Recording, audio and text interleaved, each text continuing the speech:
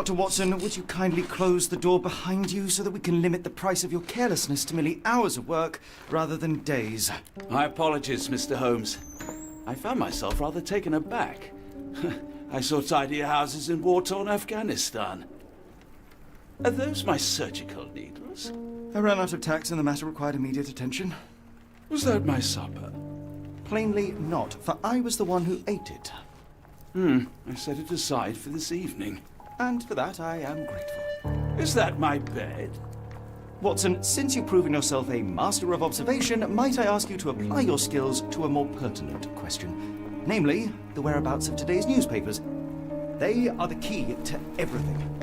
The newsboy is usually reliable. Medically speaking, I often find that the key to everything is good sleep. In a bed. Your papers are here, on the table. Let us see what the postman brought today.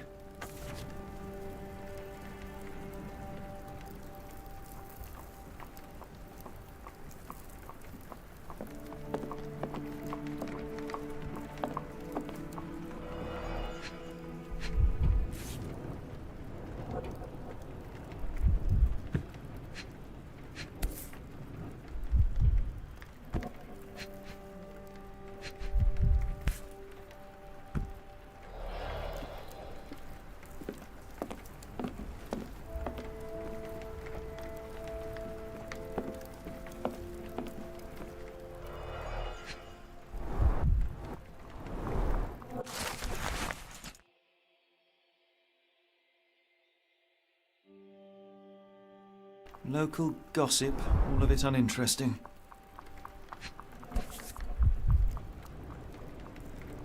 Your order from Barnes' bookshop has arrived, Doctor.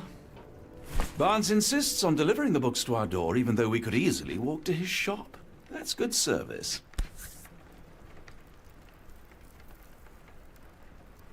Another letter from Werner. I never reply, but they keep coming.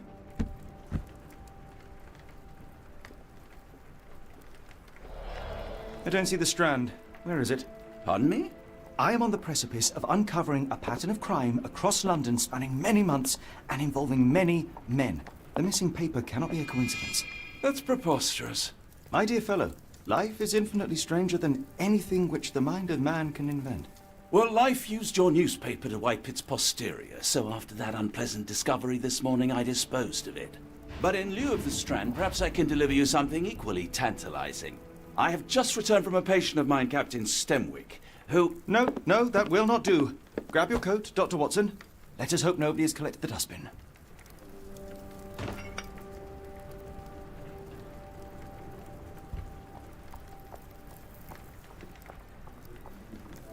The dustbin is yours for the digging, Mr. Holmes.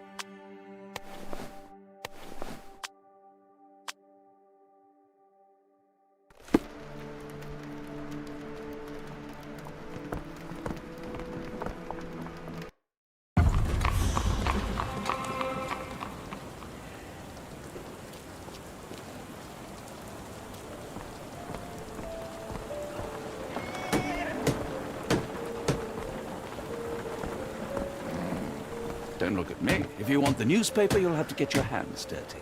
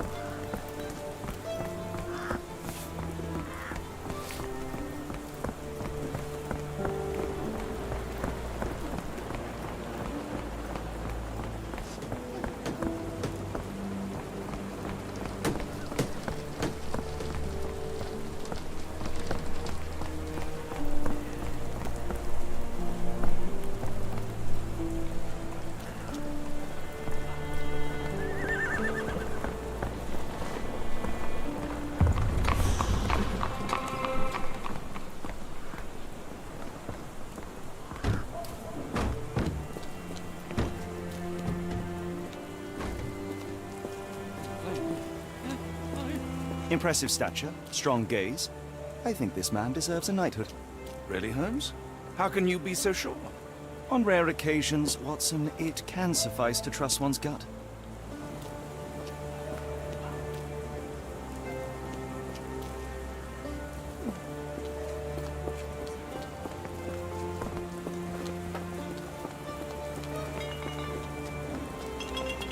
The weather is dreary, isn't it? To be fair, my flowers could use the rainfall.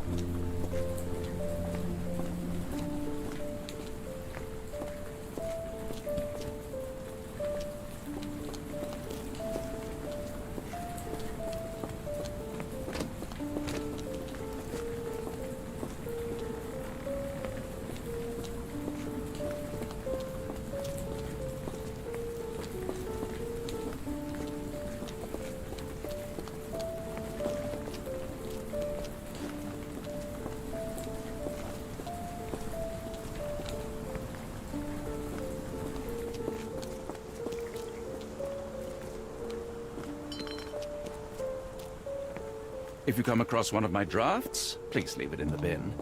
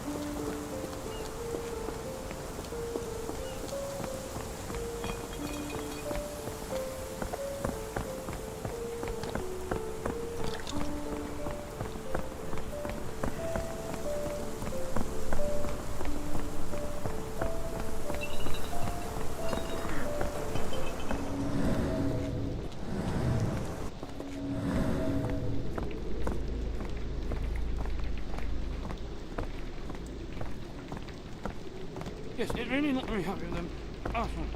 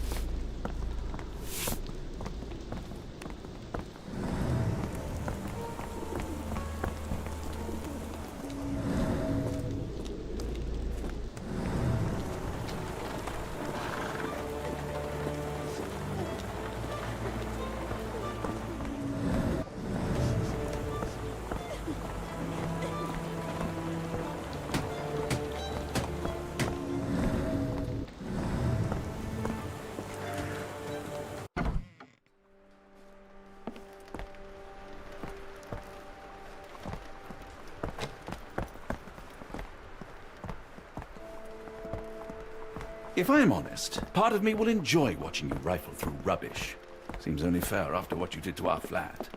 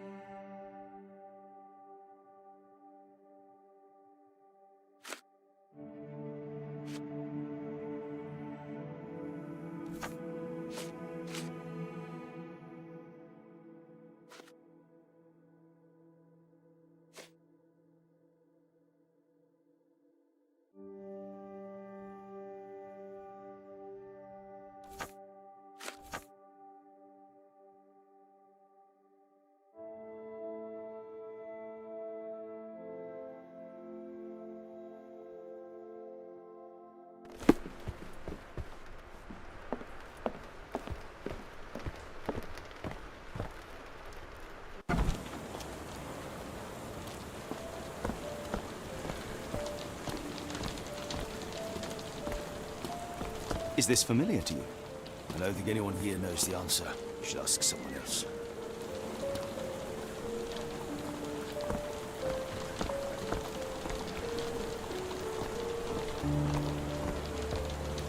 If I'm honest, part of me will enjoy watching you rifle through rubbish.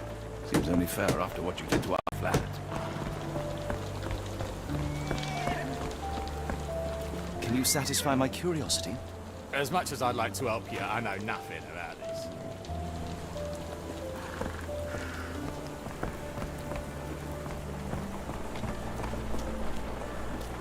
Could you help me? No, sir, I've never heard of it.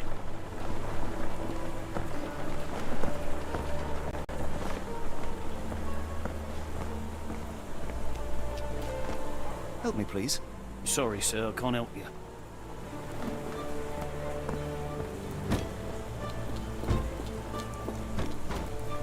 May I ask you something? It's a shame, but I can't help you. Do you know anything about this? A lady doesn't know about such things.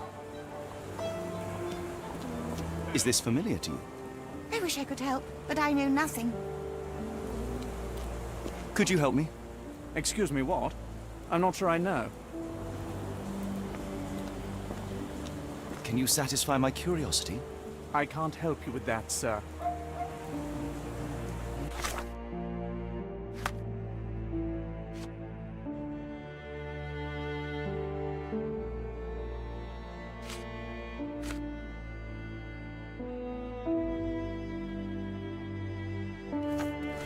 Can Can I ask you a question? I can't help you with that, sir.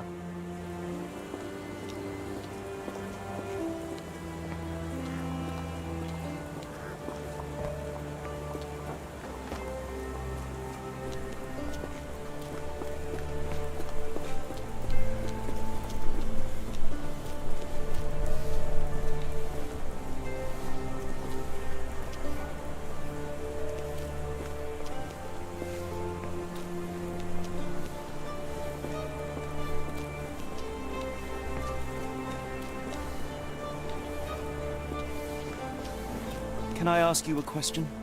Sorry, sir, I can't help you.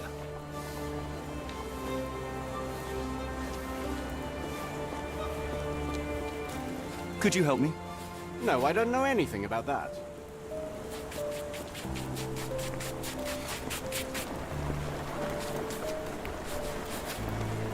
Excuse me, just one question. I don't think anyone here knows the answer. Just someone else.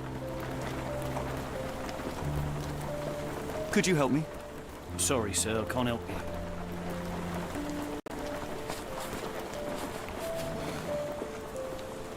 Can I ask you a question? I can't tell you because I don't know.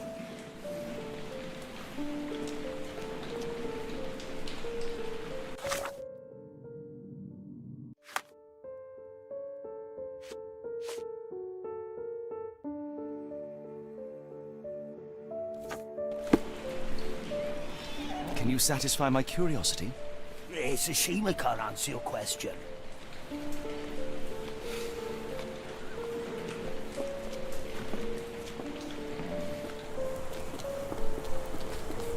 Do you know anything about this? It's a shame, but I can't help you.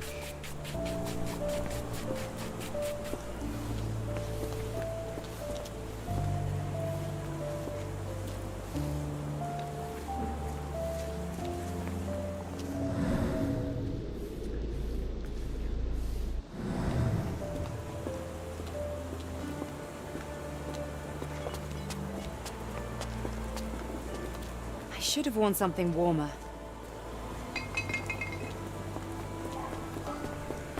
Do you know anything about this? No, I don't know anything about that.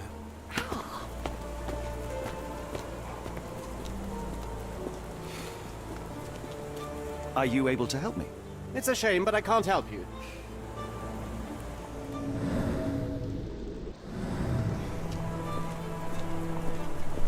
May I ask for your assistance?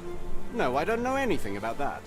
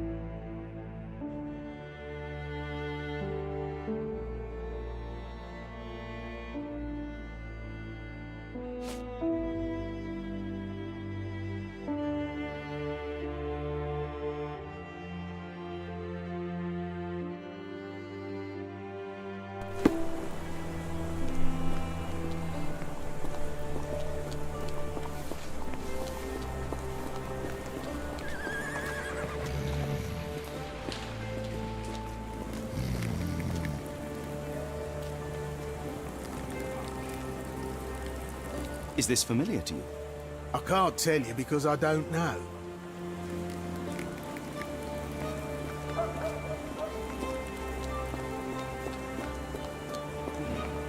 Excuse me, just one question. I wish I could help, but I know nothing.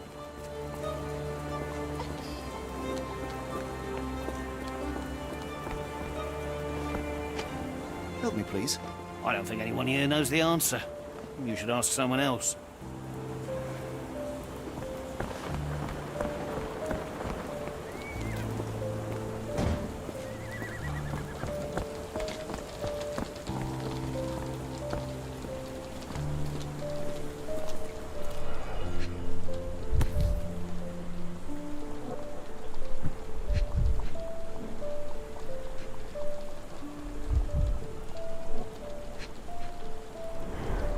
You were mistaken, Dr. Watson. The paper was indeed dirtied, but not how you implied. It's potting soil.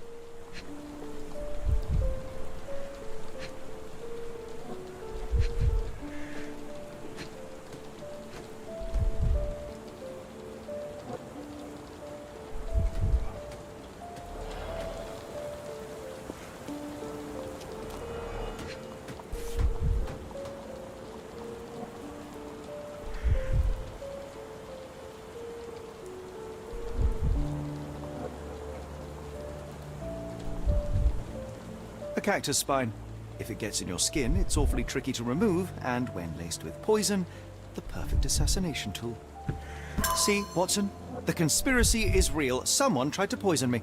Poison? You? That's madness.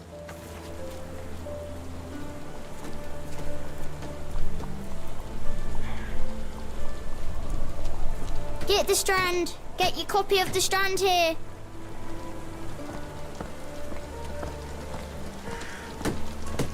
Sorry, Mr. Holmes. I just sold my last paper. Blast. Then why are you still here? Boss pays by the hour. No sense in returning early.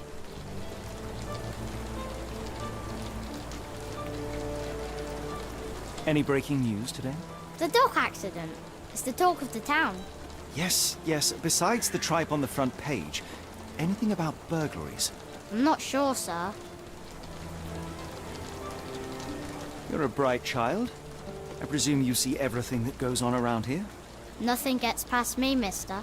Then tell me, did you notice anyone suspicious at my door this morning? Like the man with your newspaper? Precisely. What do you know? I know the value of a shilling. Dr. Watson? Cool, now I can take the day off.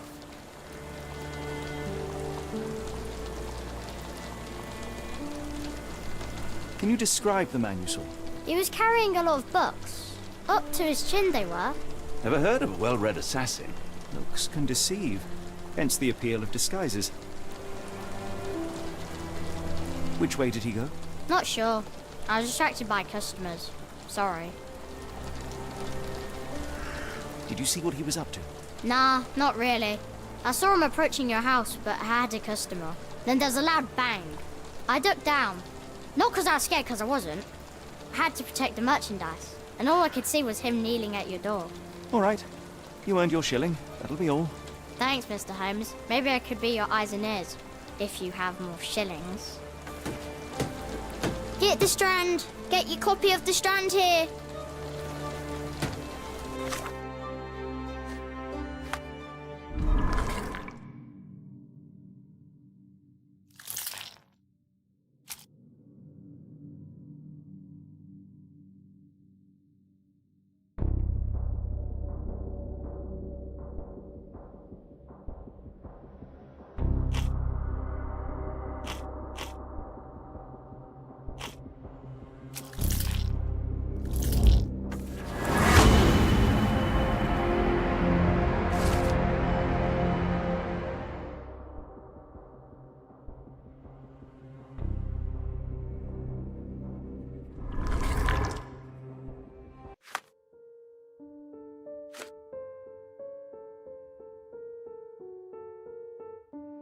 Come now, Mr. Holmes. Murder?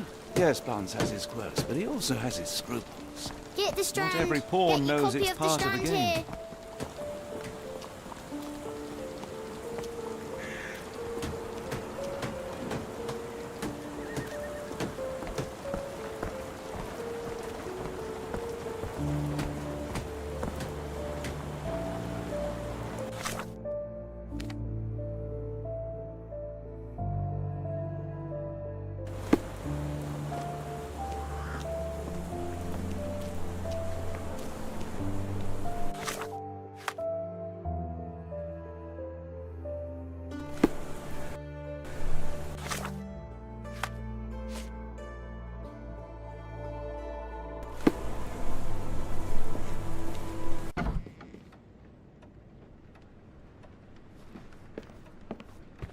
Do you even have enemies that would want to kill you? Okay, perhaps from Cordona.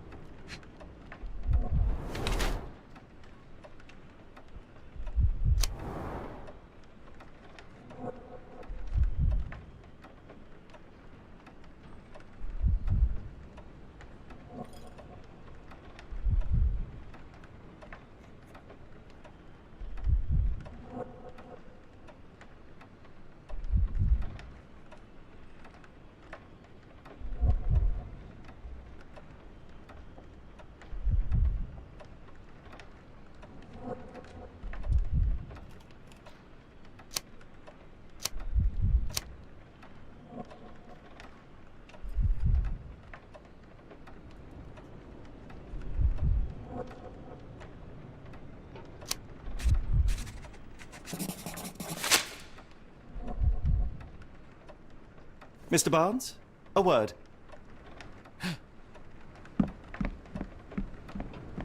Oh, for goodness sake.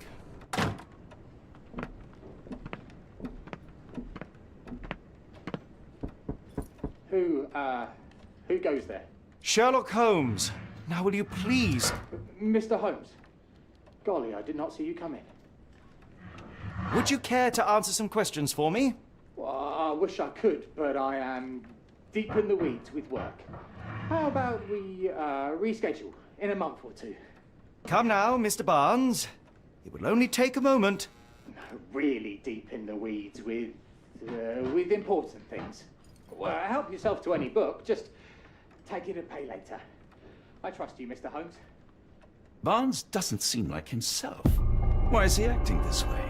You're asking the right questions, Doctor. Let's find a way to coax him out.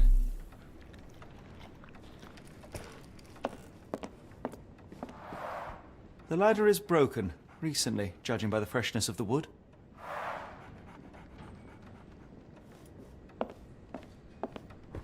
Apologies, but I can't hear you. So, Please come back Barnes has a later. dog now.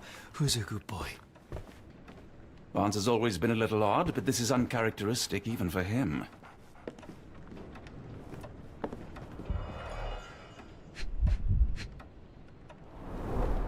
Basics of cryptoanalysis, cryptography in Egypt. It appears Barnes has an interesting hobby.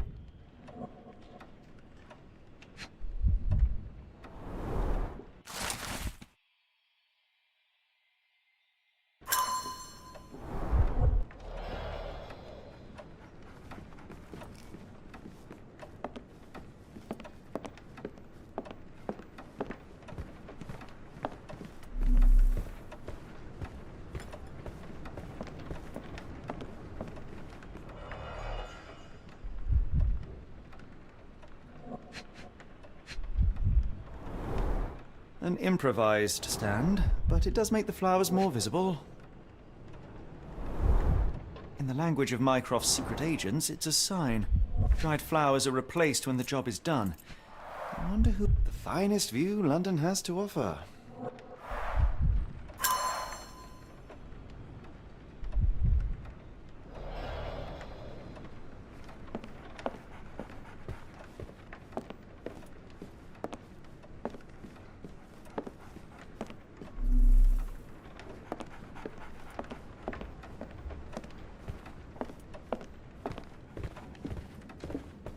I could hardly imagine anything more macabre.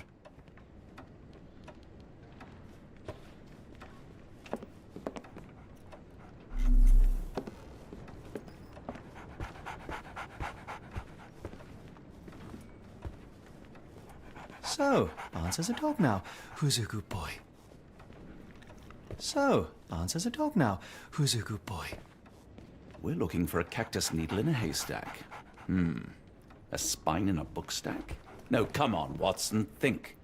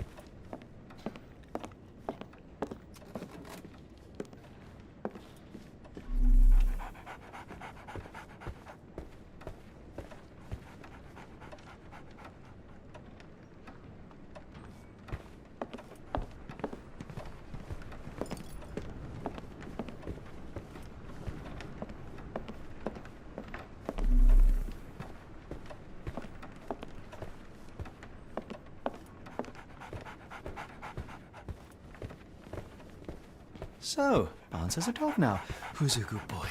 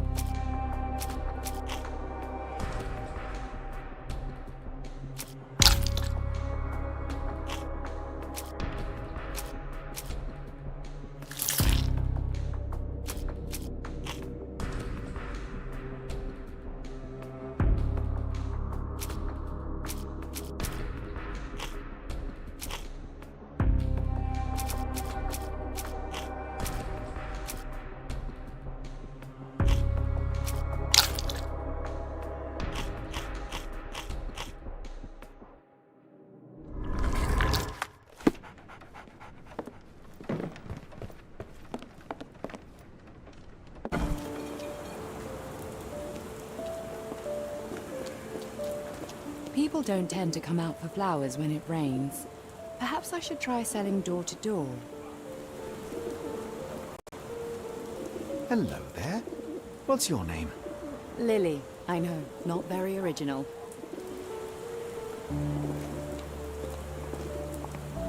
I like bookshops. One of the few spots in London where you are shunned for making a racket.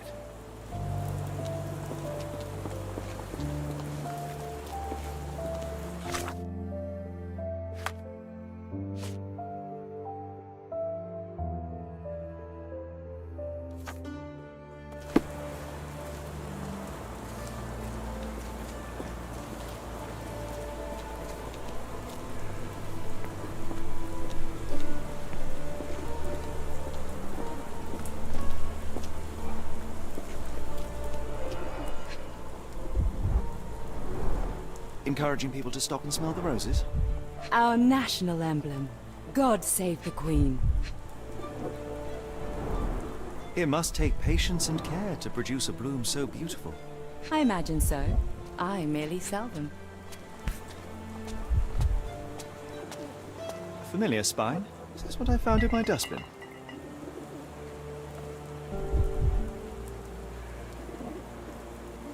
The pot is damaged. The blow was severe, but softened by something.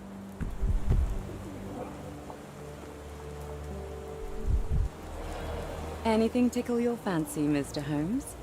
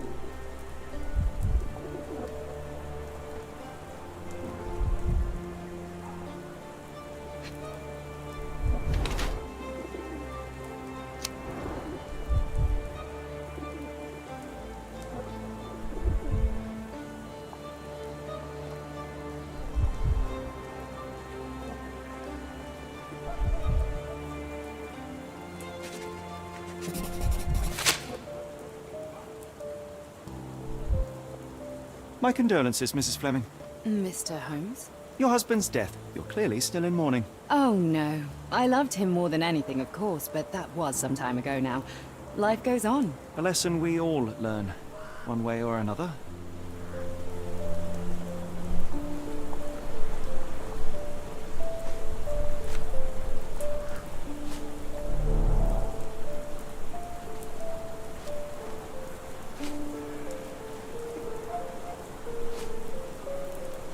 I'm afraid I can't help with that, Mr. Holmes.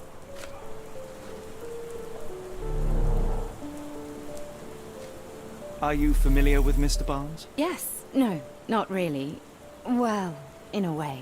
What on earth does that mean? I know who he is, of course, but we haven't shared much more than a look.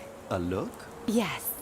Each morning I go for a walk in the park with my dog, and most days I spot Mr. Barnes there with his new puppy. So we see each other. Actually, we once met briefly while our dogs played. He was quiet and seemed unsteady as he approached. But since then, we've never spoken. I often see him staring through the shop window. Sometimes I wonder what he thinks about that would etch such longing onto his face.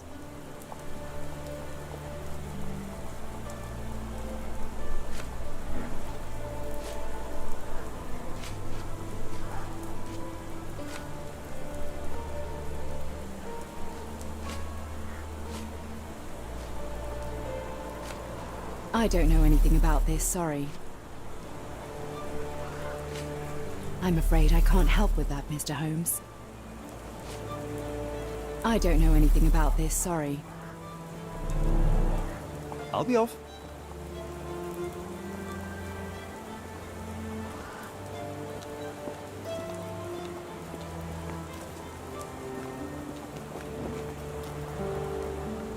I'll be off.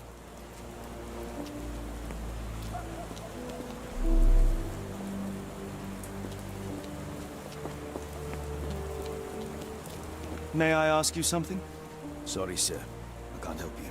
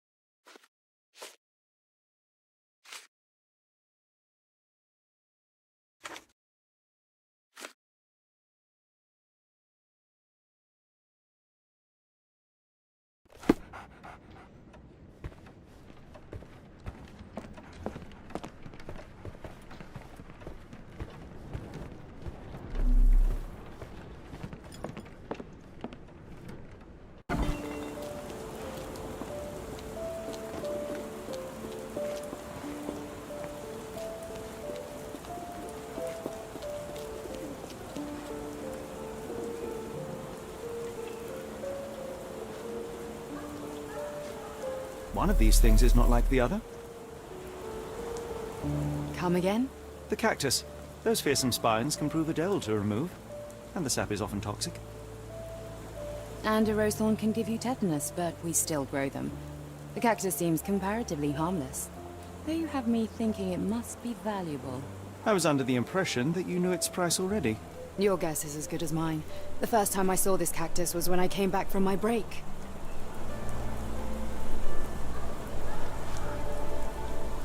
I'm afraid I can't help with that, Mr. Holmes. What do you make of the flowers in Barnes' shop window?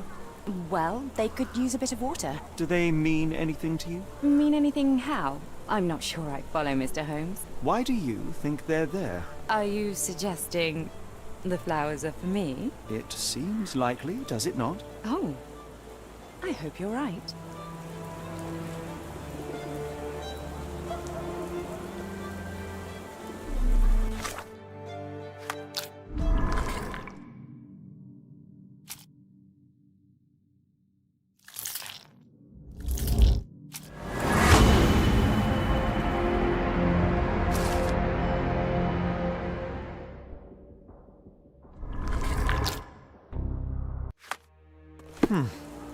I think perhaps I have been chasing shadows.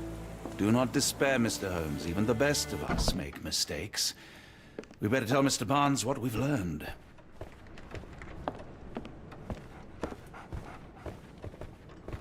Mr. Barnes, I know what you did, and I know why you did it. I'm sorry, Mr. Holmes. I can't hear you very well from behind the door.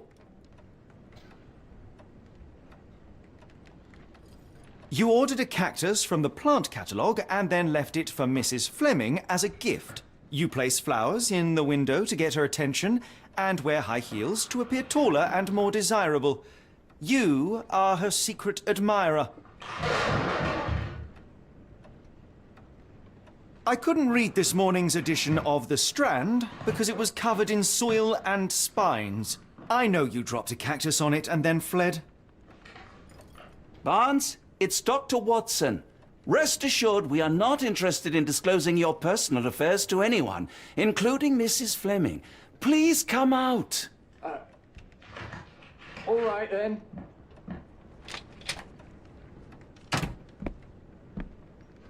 So, you know what happened then? I was on my way back from the post office, having picked up the cactus and some books.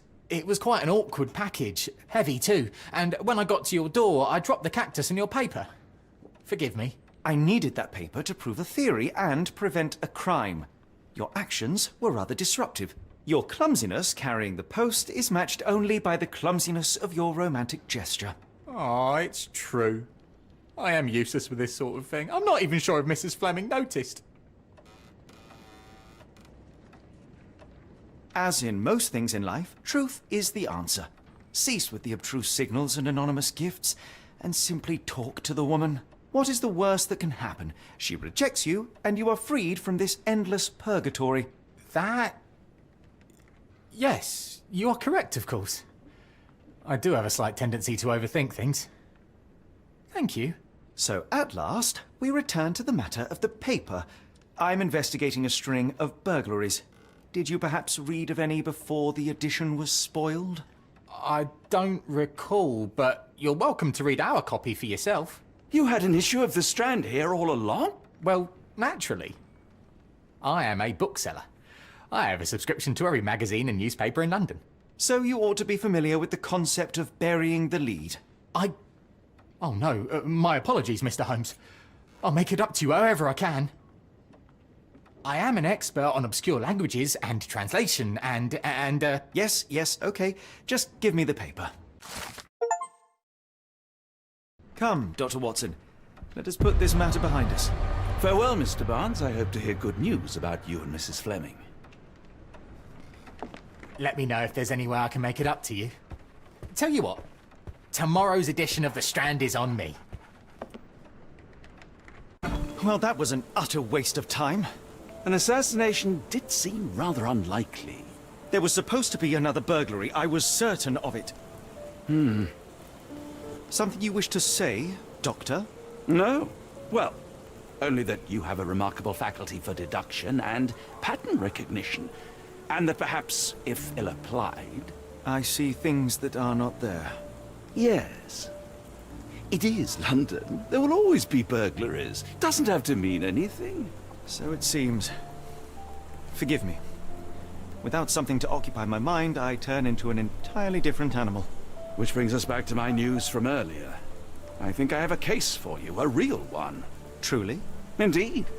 Though perhaps not as thrilling as your stories from Cordona. A patient of mine, Captain Stenwick, told me that his servant disappeared. I said I knew just the man to help. What do you say? Oh, Watson. Yes, I know it's not the most tantalizing mystery, nor the story to launch my writing career. But... it's brilliant. Let's go. Oh, good. Well, his house is nearby. Come.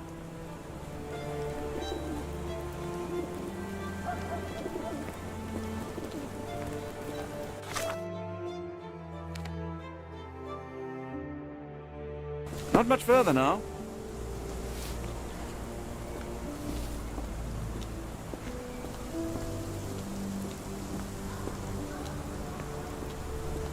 Is this lousy attitude of yours because of my altercation with Inspector Lockhart?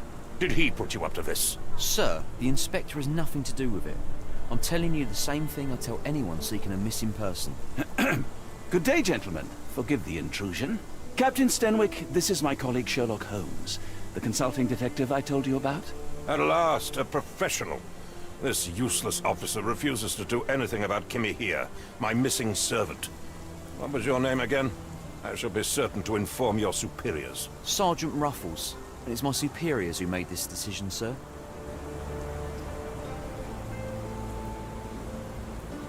Why has the police department decided not to help? We investigate murders, thefts, fraud, arson, real crimes. A servant walking away from his master is not our highest priority. That said, if we find Kimahia breaking the law, we'll be sure to notify Captain Stenwick. Have there been other disappearances lately? Of course, here and there. But when life is tough and opportunity comes knocking, you can't blame those who answer. Now, I must be off. Best of luck in your search. You heard that, didn't you? The way that man spoke to me. I shall need your written testimony. Then we can lodge a complaint. Captain, perhaps Mr. Holmes' time is better spent learning about your servant, so that he may begin his investigation. Ah, yes. Quite right. Fire away. Tell me about Kimahia. He's foreign. A Maori. All the way from New Zealand. Biggest man you've ever seen, and as strong as two. Dark hair and fearsome tattoos. He doesn't speak a whit of English. Never bothered to learn. But I made do with pointing. I invested a lot of money in him, so he must be found.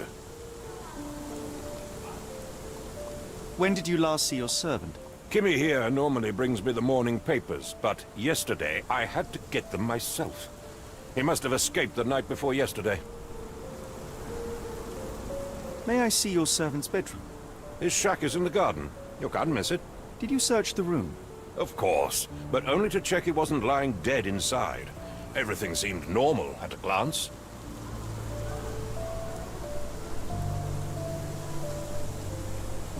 I take it this is the first time Kimahia has vanished? Undoubtedly. The man seemed terrified of the city. I think it was all the noise. He never left this estate. Should he cause any damage, I will bear the responsibility, for it was I who rescued him from savagery and brought him here to England in the first place. Is there any reason Kimahia may have left? I should think not. He had all he could have wanted. Gainful employment, new clothes, and all the cabbage he could eat. Did Kimahia make off with anything of value? Heavens, no. I would have mentioned it to Sergeant Ruffles.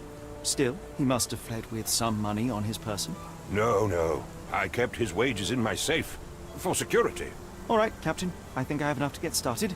We shall first take a look around the mansion. Go ahead. I'll be here, mentally drafting my complaint.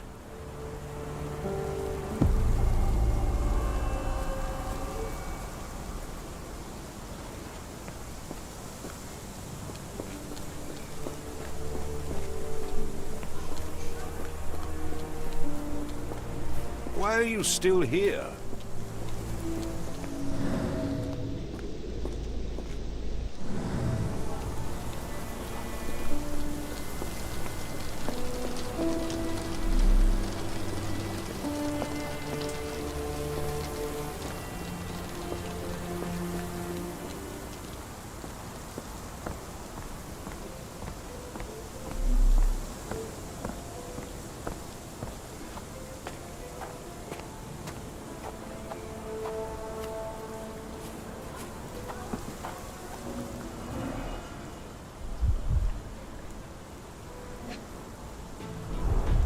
Chewing tobacco.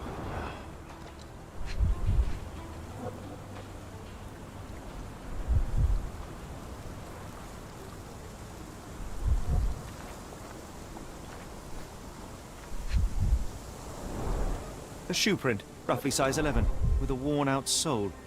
These are a workman's boots.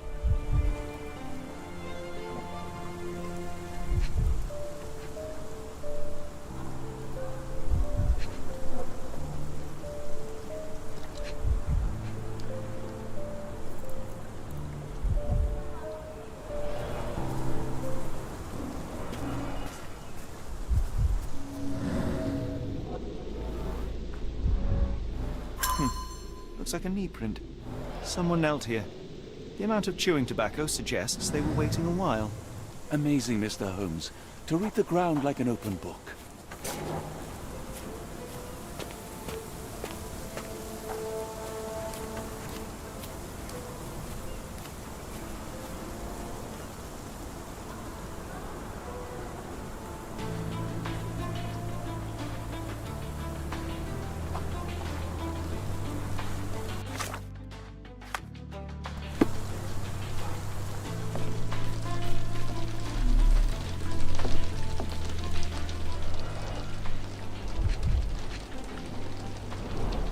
Impressive. The sack of grain retained the shape of an impact. Someone hit their head here.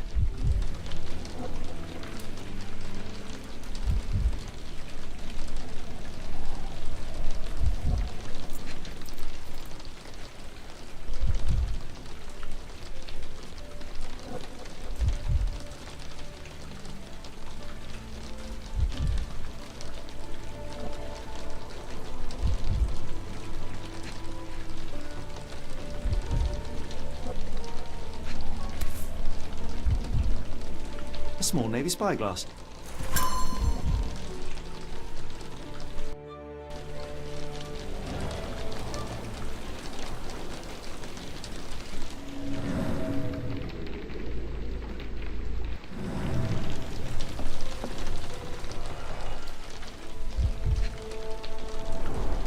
A scrap of Hessian. These were sturdy boxes. It would have required a serious blow to break them.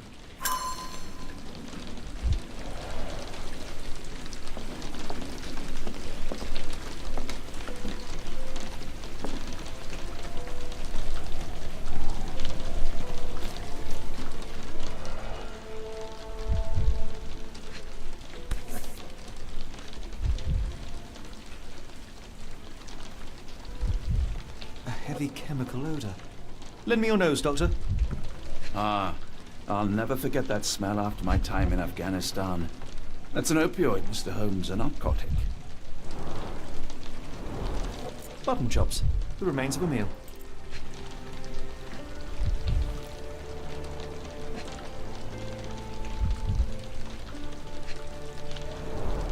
The ashes are long since cold.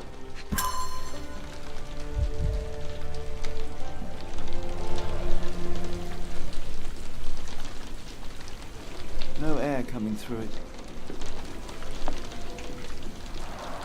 Is this a tanifar, a Maori water spirit, or something else? Either way, it's giving me chills.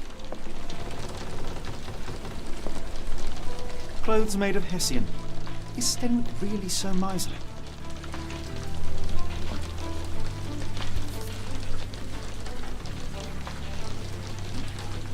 A Maori nose flute. Ngurus, they're called.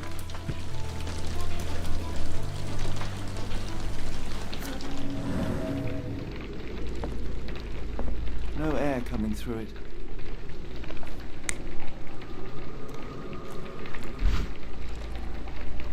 No air coming through it.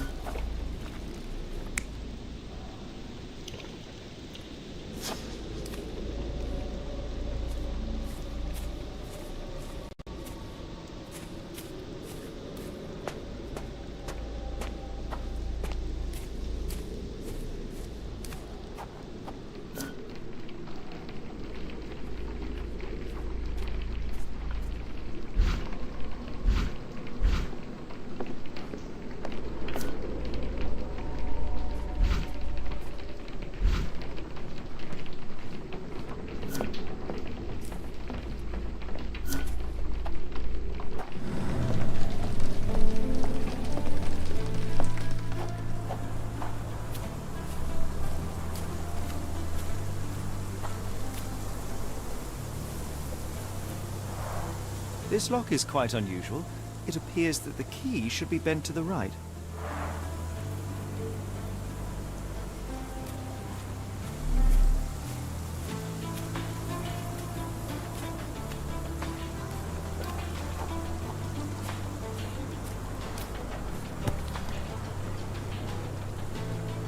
The rag reeks of smoke. Someone plugged the chimney.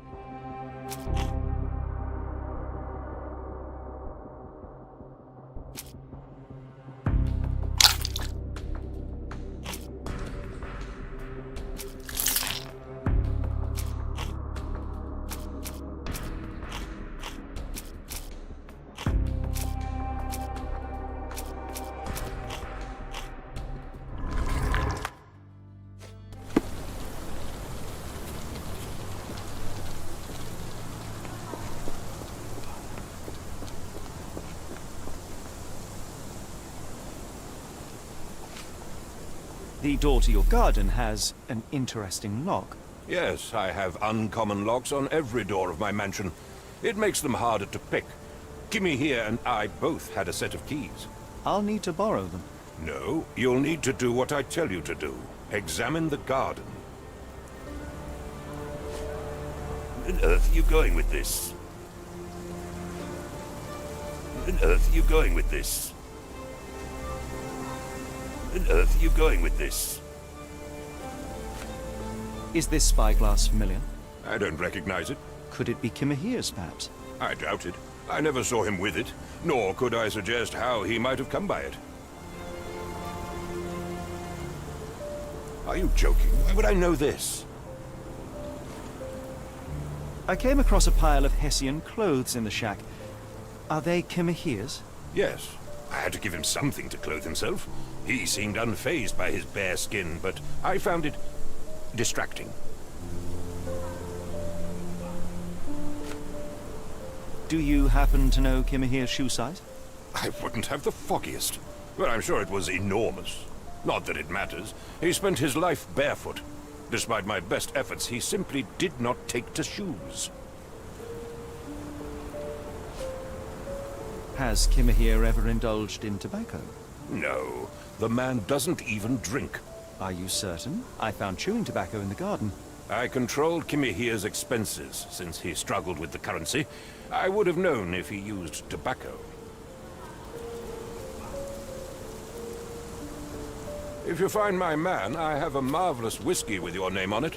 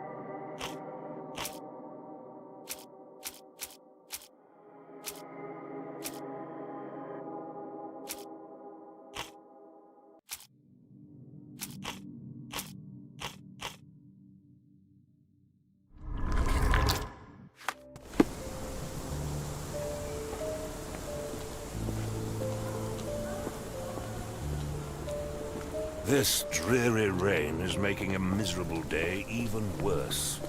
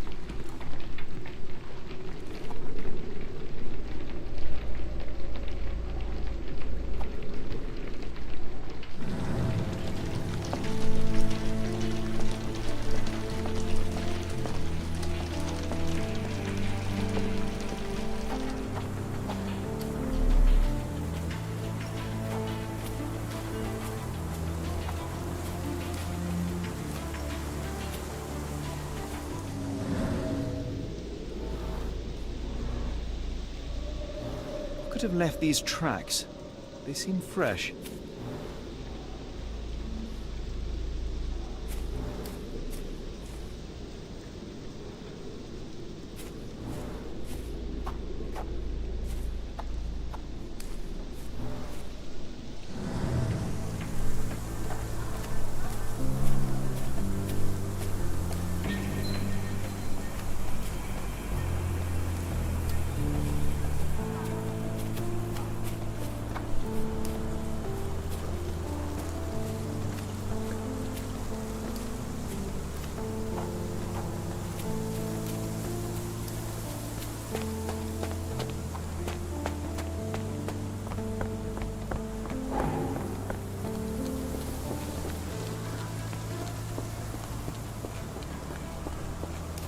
Are you stupid, Mr. Holmes? Stop loitering and go and do your job.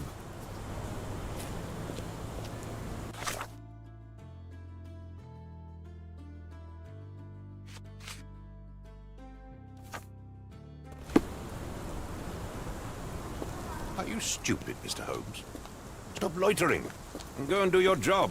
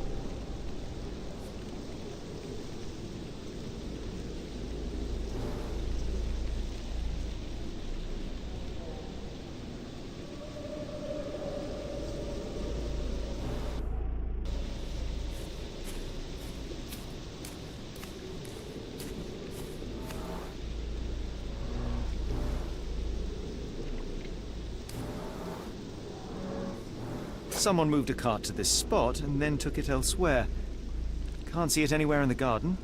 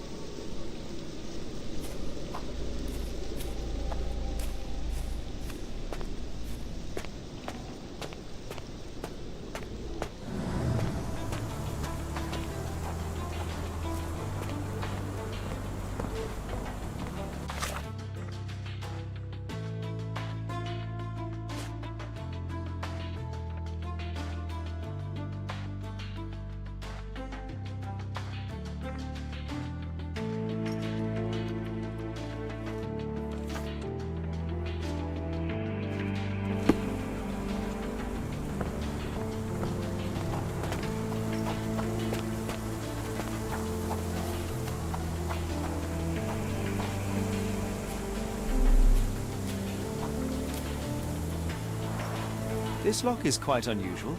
It appears that the key should be bent to the right.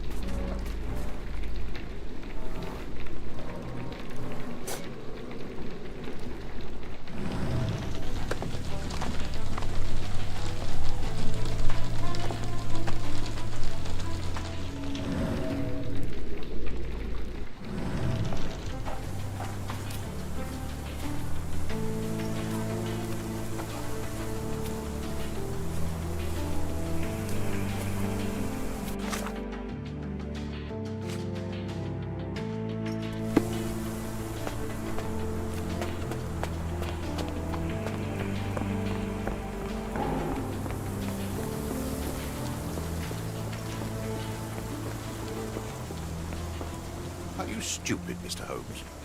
Stop loitering and go and do your job.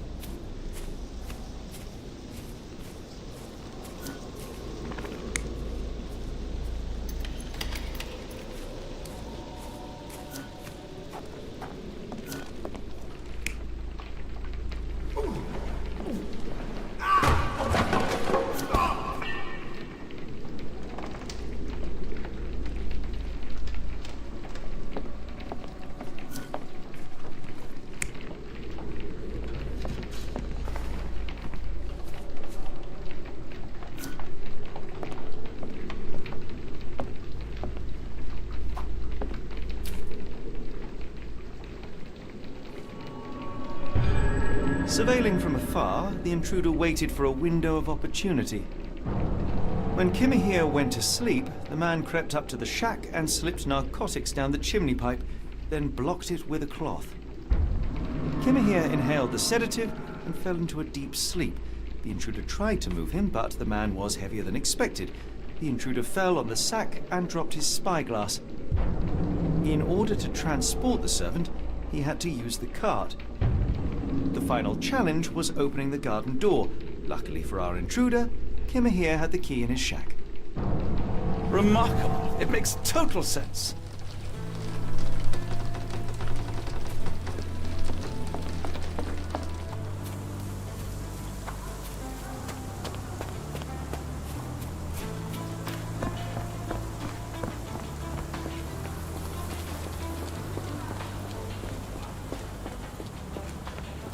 You'd best have found something by now, gentlemen. I fear that someone may have spied upon Kimahir. Likely the owner of the spyglass I found earlier. It appears they were watching for some time, as there was an impressive amount of chewing tobacco on the ground. And your point? I found the residue of narcotics in Kimahir's brazier. There are several explanations, perhaps your servant's recreational interest, or an attempt at poisoning. Cut to the chase, Mr. Holmes. You said that you checked the shack earlier. Did you notice the cart tracks near it? Now, one ought to expect a servant to make regular use of such a thing. Indeed, I would have overlooked the detail were it not for the cart's absence. If, as you say, Kimahir never leaves your estate, then where did it go? I expect answers from you, Mr. Holmes, not questions. I won't keep you in suspense any longer, Captain. Kimahir was abducted by the owner of the spyglass. When your servant fell asleep, he slipped a narcotic into Kimahir's brazier to make him sleep even more soundly. In order to carry a man as large as Kimahir, the intruder stole the cart and rolled him right out of your garden. Now, hold on.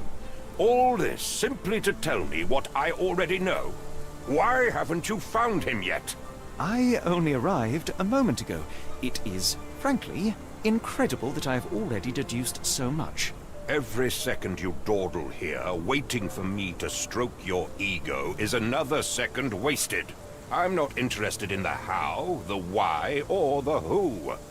I am only interested in recovering my investment. Spare me the claptrap, boy, and go and fetch my servant.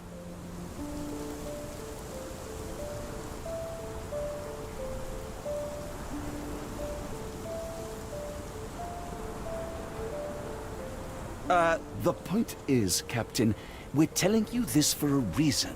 The intruder fled through the garden door, and we need a key to follow his trail. Well, then you should have led with that. Here you go. I hope you'll return soon with good news. And in the meantime, please teach your companion the art of brevity. Are you stupid, Mr. Holmes? Stop loitering and go and do your job.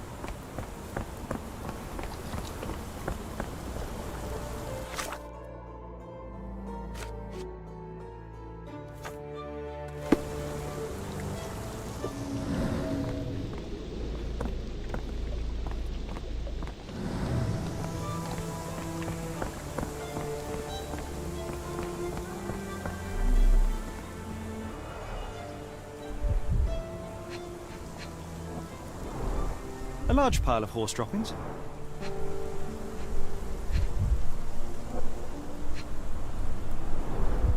Many cigarette butts. Someone stood here for hours. There was a cab waiting here. Our abductor slipped in and then off into the night.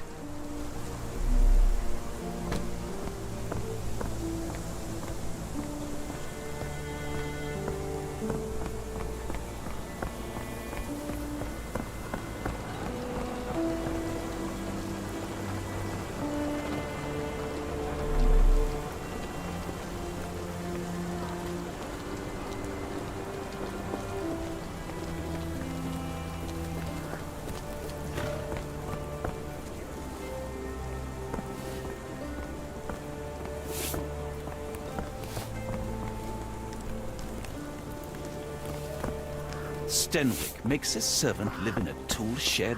You think you know someone.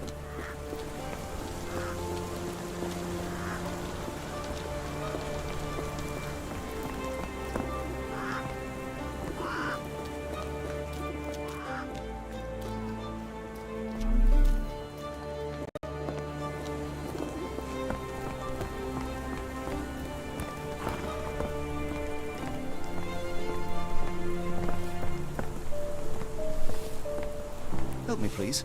I don't think anyone here knows the answer. You should ask someone else.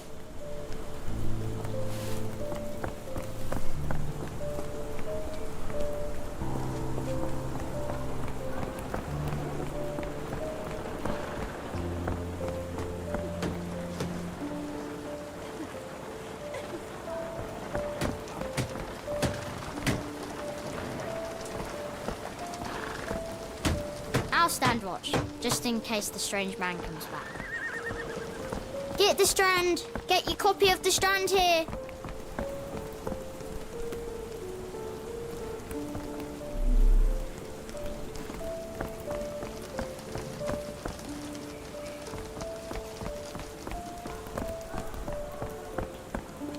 May I ask for your assistance? No, sir, I've never heard of it.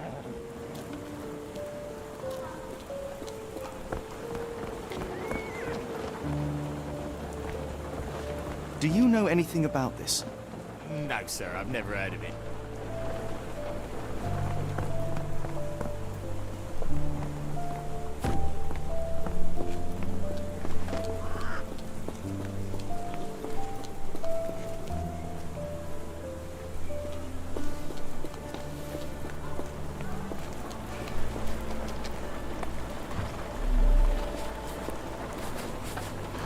May I ask you something? I don't think anyone here knows the answer. You should ask someone else.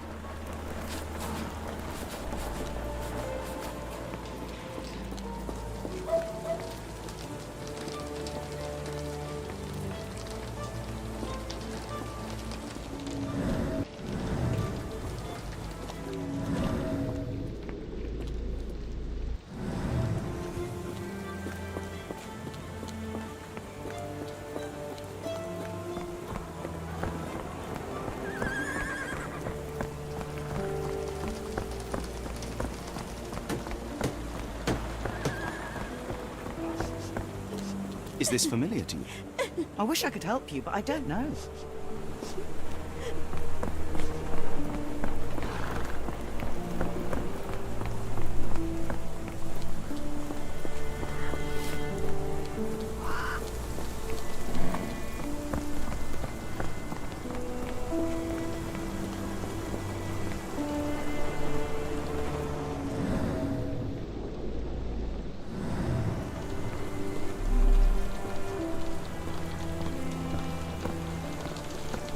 May I ask you something? A lady doesn't know about such things.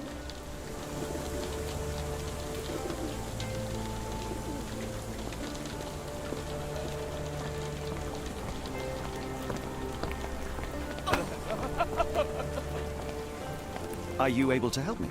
I wish I could help, but I know nothing.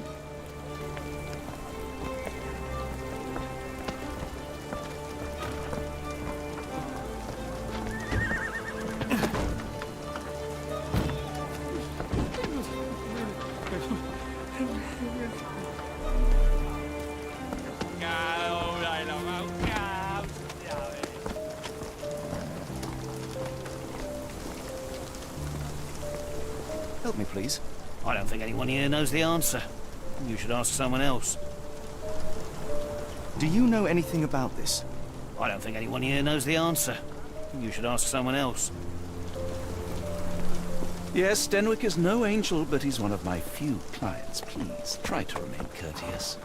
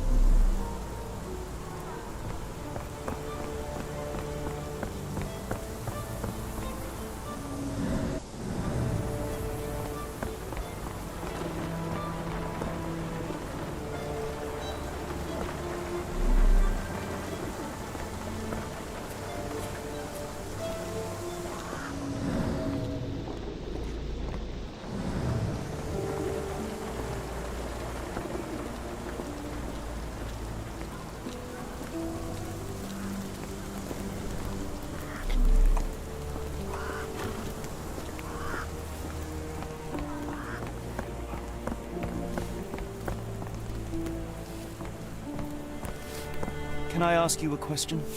I don't think anyone here knows the answer. You should ask someone else.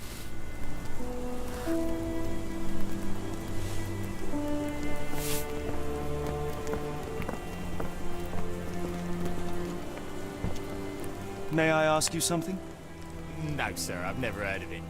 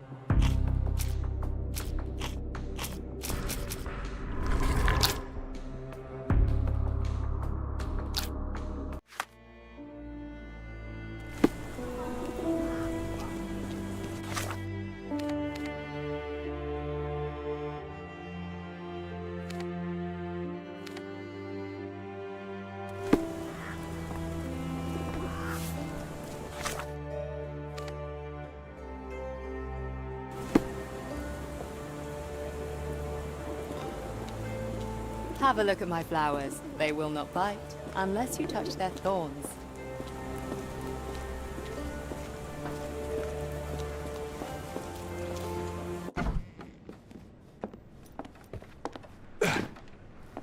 Okay, not just tomorrow. A whole week's worth. How does that sound?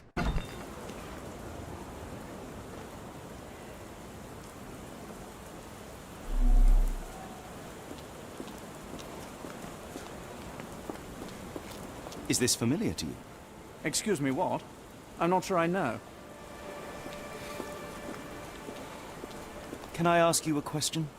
It's a shame, but I can't help you.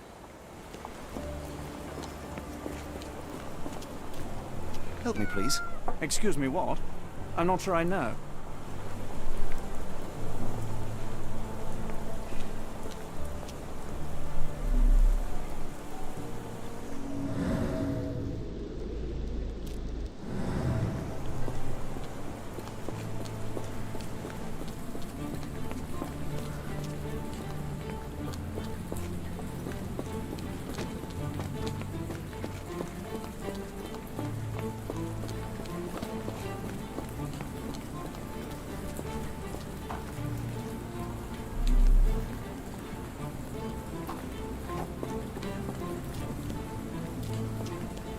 Help me, please.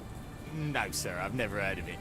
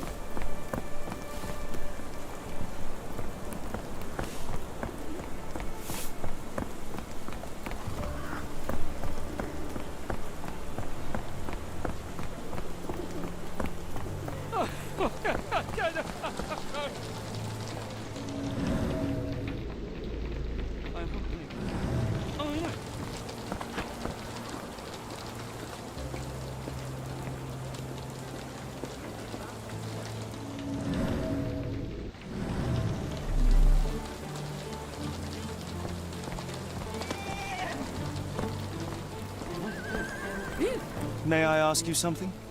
It's a shame, but I can't help you.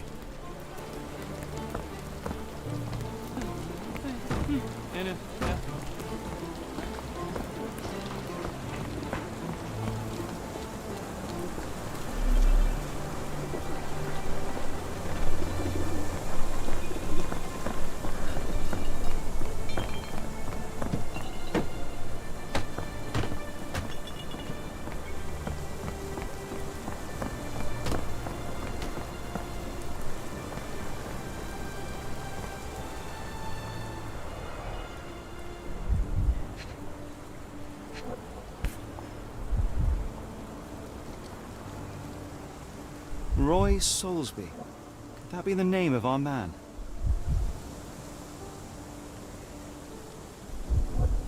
A strange substance. I have my suspicions based on the color and consistency, but would you care to hazard a guess, Doctor? Well, it's odorless, but from the way it absorbs water, I'd say saltpeter. Then we're in agreement. Well done.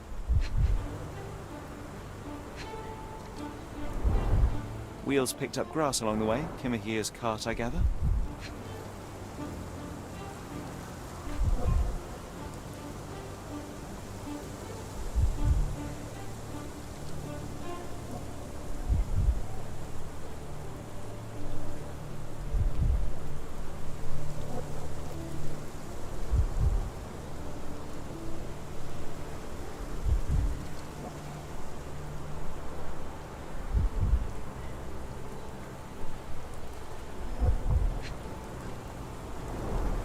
Sturdy rope, professionally tied in a Portuguese bowline. This knot is often used by sailors to create a bosun's chair.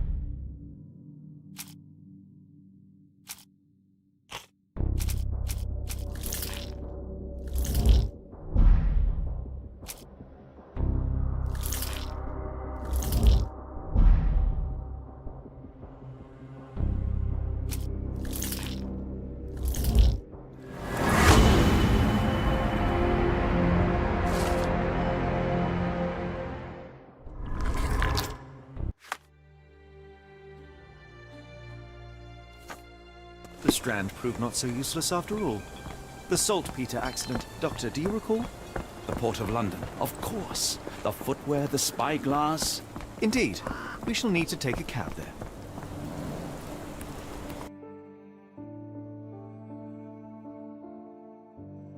Where to go?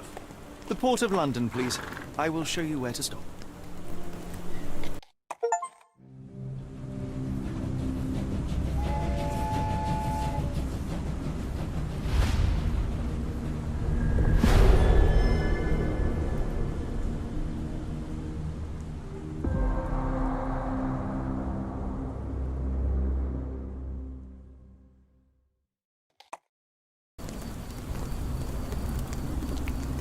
Mr. Holmes, what a compelling mystery we have stumbled upon. Perhaps I have the premise of my next novel. One kidnapping does not a story make. Stop! A black cat crossed before us. It's a bad omen. I do not take you for the superstitious type, Doctor. Such things are mere fantasies, tricks of a feeble mind. One imagines a physician would keep a surer footing in reality. Perhaps. Before the war, my time abroad was difficult. Once, I came across an Afghan, bleeding, who I could not save.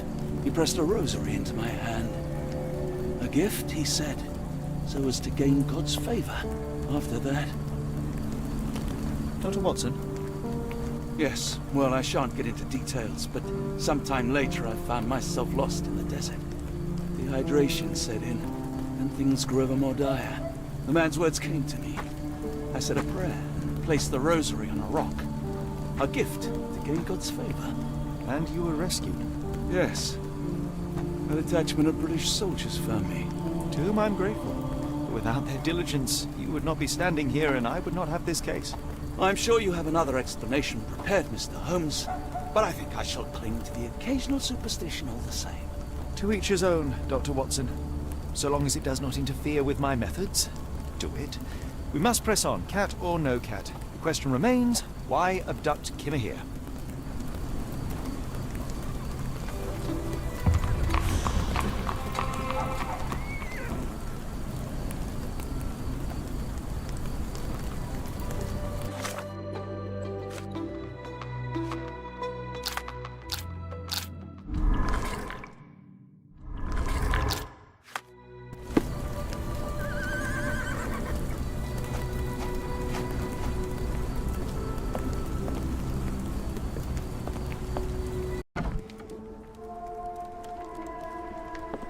Oh, hardly a reputable establishment. I've seen worse. Greetings, miss. I'm hoping you can help us. We shall soon see.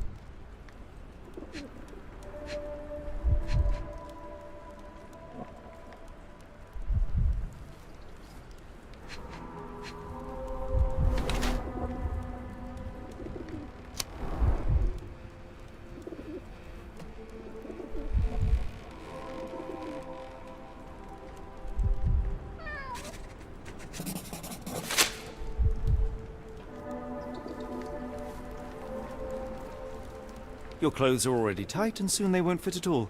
How far along you? I thought I'd hidden it better. How did you know? Are you a doctor?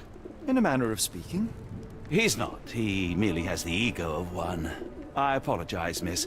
Mr. Holmes is fond of his observations, but I am the doctor here, not him. Do you need any help?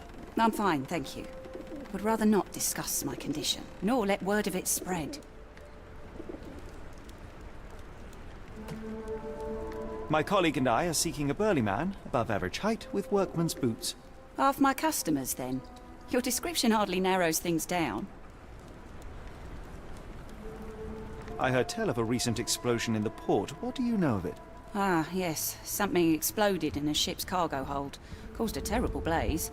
The sky was red with smoke till morning. Where precisely did it occur? The ship sank near the 3rd pier, next to the dockyard.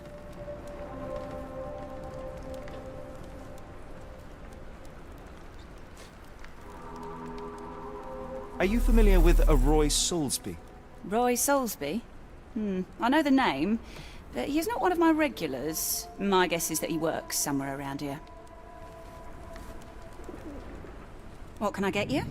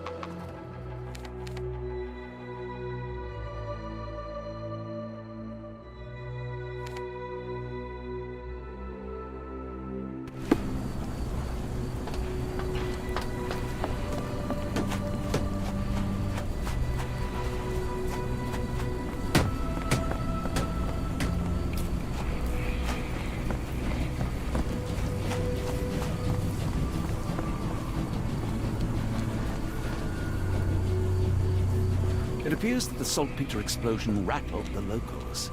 Can't blame them for staying at home.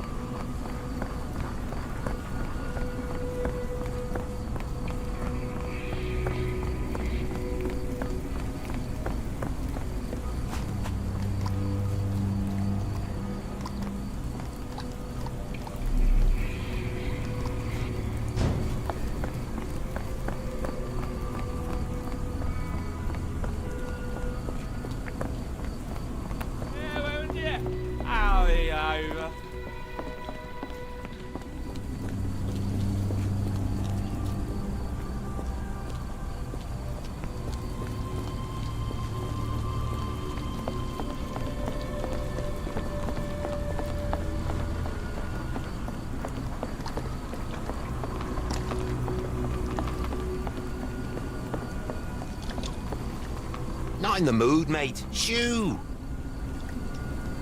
Pardon me, sir. I am looking for Roy... Not again. Yes, I'm Roy, but I can't help you find your uncle or whoever you've lost. Now, what makes you think I would inquire about missing people? You are the 4th person to ask this week.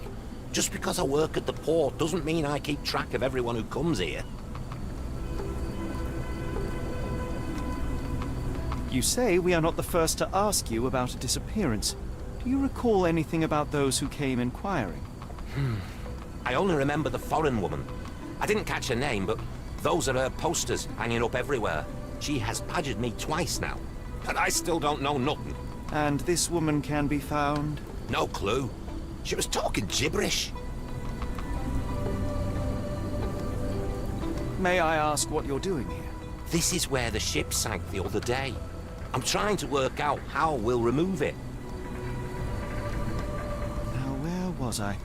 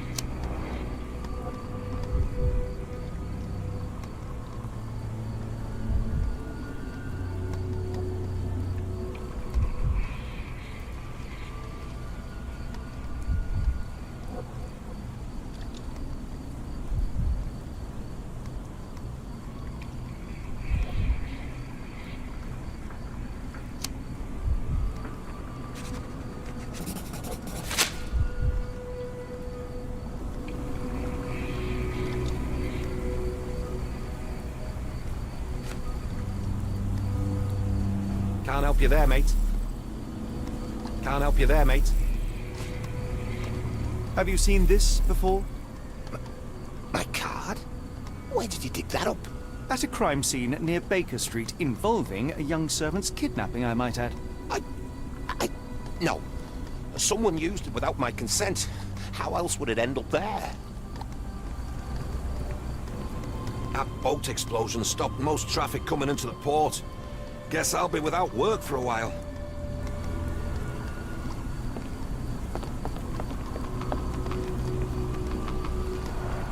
Moskva. Sounds like this ship was from the east. My money is on a loose cigarette or a discarded match. One careless throw and boom. Wonder why people are going missing. Puts a man on edge, you know.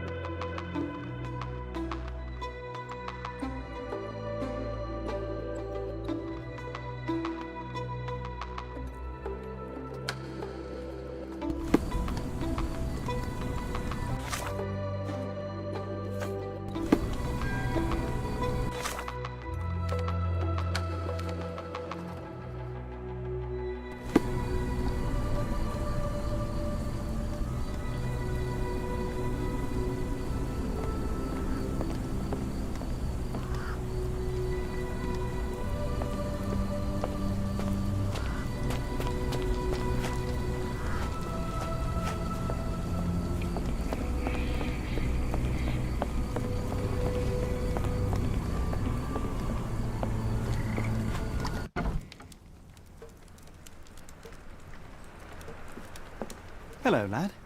Is this where I may find Dea? You read the poster? Yes? You know where my brother Girves is? Sadly, no. Well, not yet.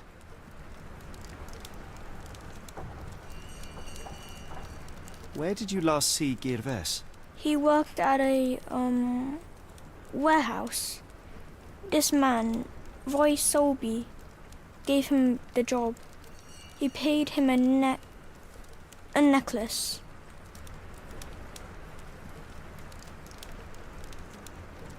How would you describe this Soulsby? He was big and strong. He had a big scary eye. Scary, you say? Yes, like it was made of metal. Do you still have the necklace that Soulsby gave to Girves? Girves left it near the, shrine. I tried to sell it to buy medicine, but no one wanted to buy. I want to speak to Dea. Is she around? Amma, my mother, she got sick after the fire. Big red smoke. She couldn't breathe, so I took her to the doctor. Now I am in charge. Don't go anywhere.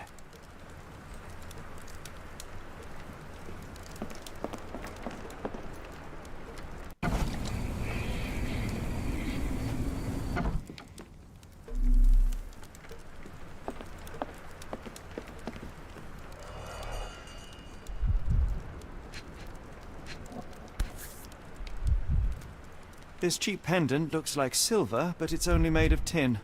No surprise the boy couldn't sell it.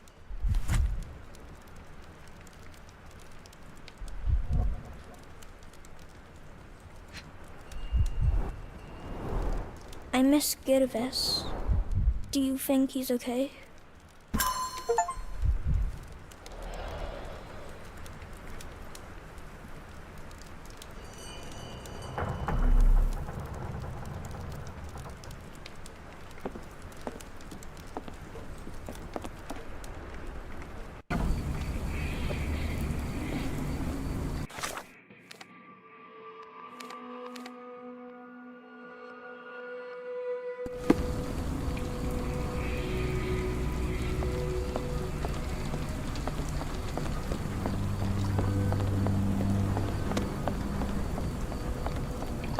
What are you gawping at?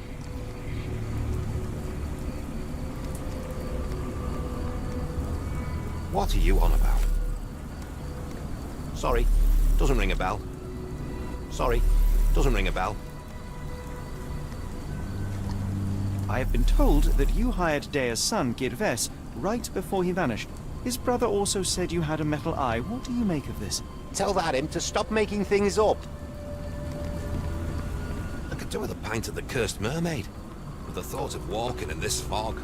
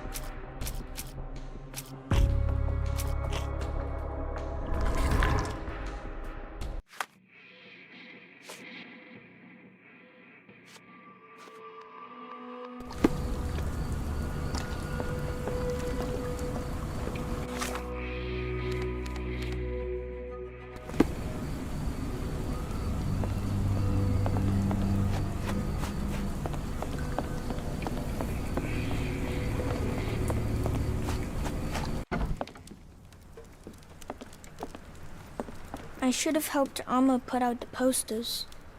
If she hadn't been in the smoke so long, maybe she wouldn't be sick.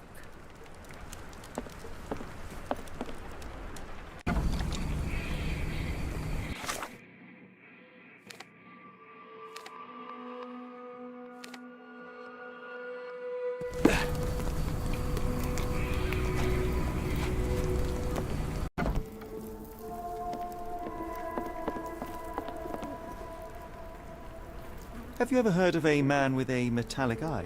I've seen him even. Dirty Summers is the name. A nasty lout, with a silver ball in place of a missing eye. I shudder to ask, but where does one find a Dirty Summers? He likely signed on with a ship. I am not one to spy on others, let alone him. I see. My advice, keep away from him. Never heard of it. Doesn't look like anything to me. Have you been drinking? Have you been drinking? Have you been drinking? Doesn't look like anything to me. Never heard of it. What do you know about this poster? A foreign woman asked to put it up. She's plastered them all over the port. Any clues as to her whereabouts? None. It was hard to understand what she was saying.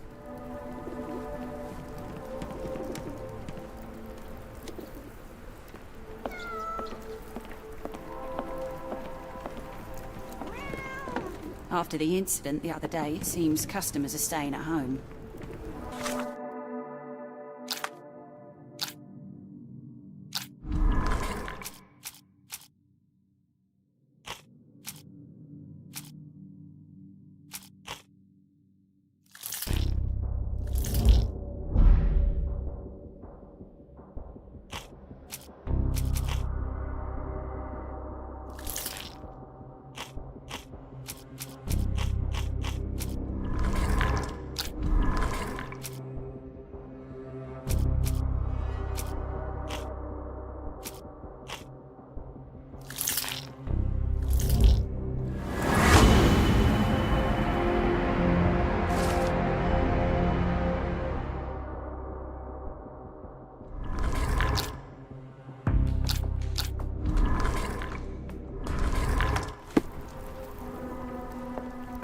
The people here are resilient. Tomorrow it'll all be forgotten.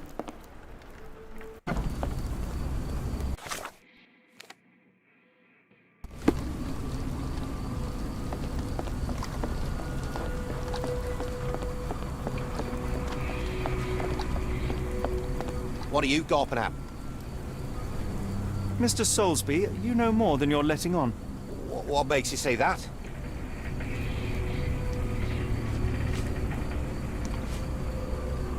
A man named Dirty Summers was involved in some recent kidnappings across London. He used your name as a cover for his deeds. What? Really? That doesn't mean I'm involved, though.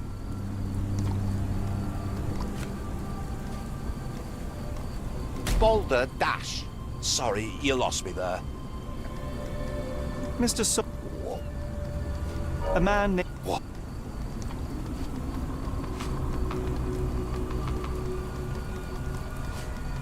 Boulder Dash. Sorry, you lost me. Mr. What makes it... And how do I... Mr.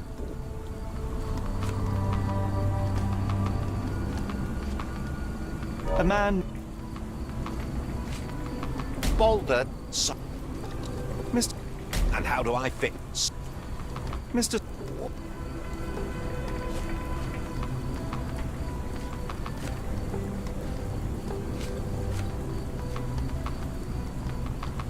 A man named... What? Boulder Dash. Mr.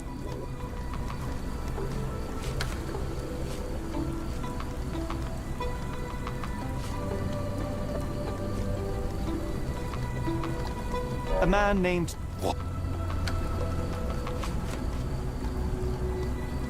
Your calling card was found at the crime scene. That's enough to make you a suspect. You cannot be serious.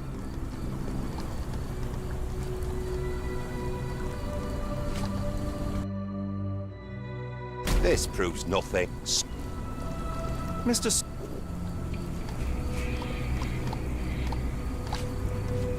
A man... What? You're cool. This proves nuts. Miss...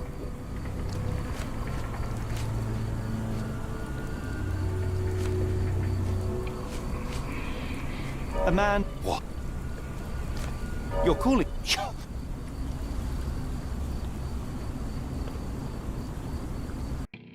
This proves nuts. Mr. Soulsby...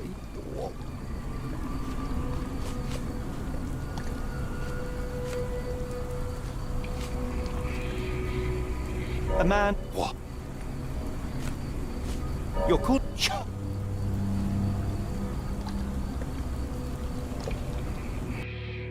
It's true. And that's before mentioning your gold watch. Clearly you have found yourself another source of income. I'm sure Scotland Yard will be delighted to investigate further. All right, stop. Look, it's not as it seems. I did not partake in the kidnappings. I'm all ears, Mr. Soulsby. Yes, I know Summers. He paid me to turn a blind eye to his business in the warehouse area. Just that. On my word. You did not tell me which warehouse he used? I do not recall. But I used red paint to mark unsupervised warehouses. Ought to be one of them. What else can you say of Summers? He's a regular at the Cursed Mermaid. Goes there with his crew almost every evening. What for? I don't know. I assumed just for a drink. I need a little Dutch courage to walk in this fog.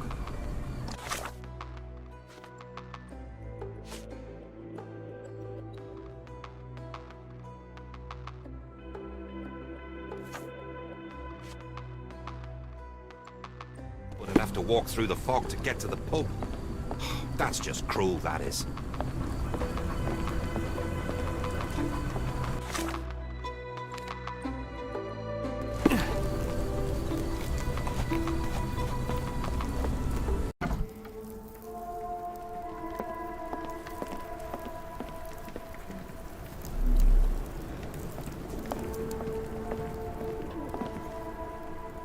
Why do I have the feeling that you know more about Dirty Summers than you're letting on? I have nothing more to add, sir.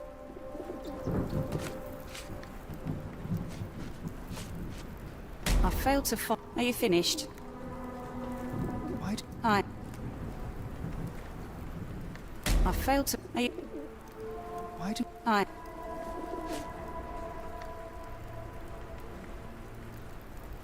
I failed to follow. Are you finished?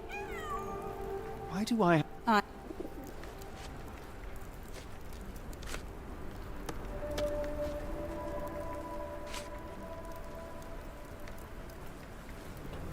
I failed to follow.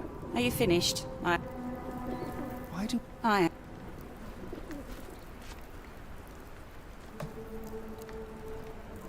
failed... Are you... Enough. I have hard evidence that Summers was involved in recent kidnappings across London.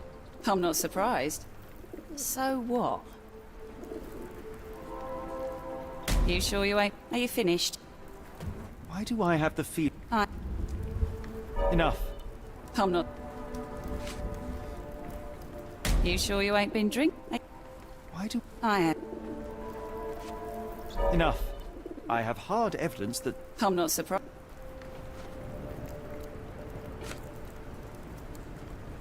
You sure you ain't been drinking? Are you finished? I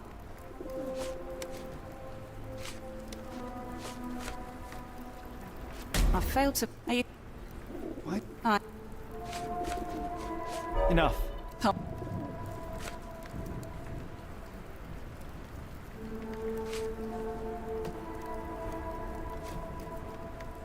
You sure you ain't been drinking? Are you...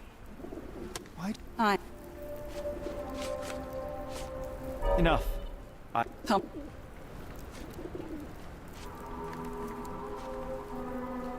You sure you ain't been drinking?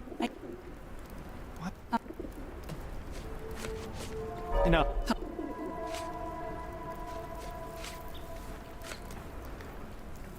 You sure you ain't? Enough. You sure you ain't been drinking?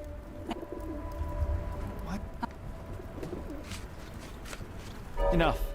I have hard evidence that Summers was involved in recent kidnappings across London. I'm not surprised. So what?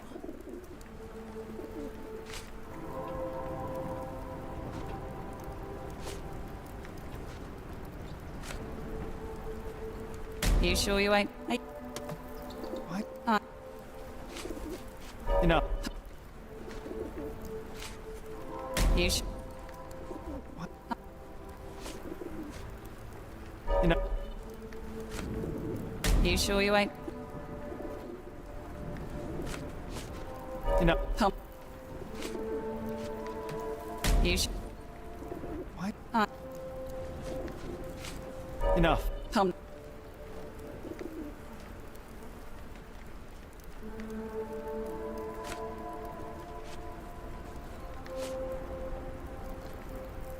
A customs officer, Roy Soulsby, testified that Summers was a regular here. You must know something about his business. All I know is his drinks order.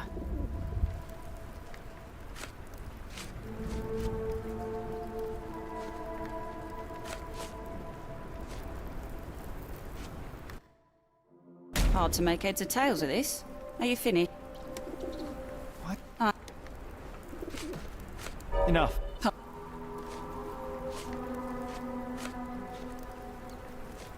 A customs officer, Roy Soulsby, testified. All I...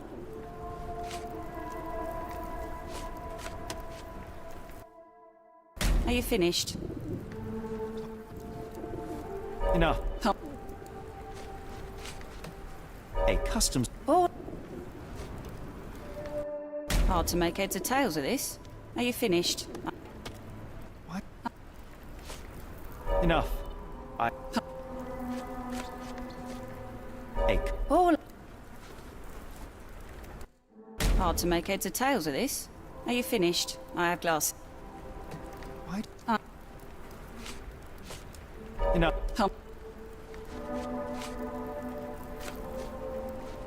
A custom. All...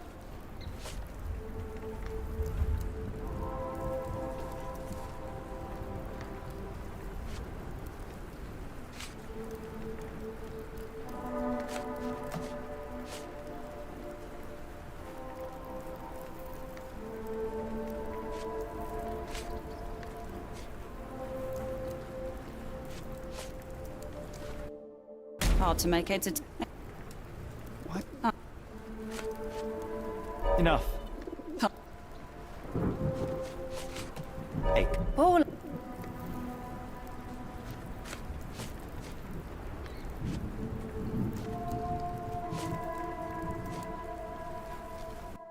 Hard to make heads or tails of this.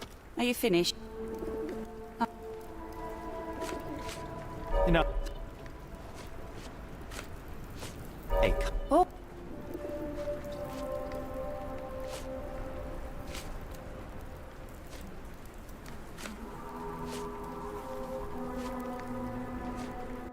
Hard to make heads or tails of... What? Enough. A... Oh. Hard to make heads or tails of this. What? Enough. A... Oh.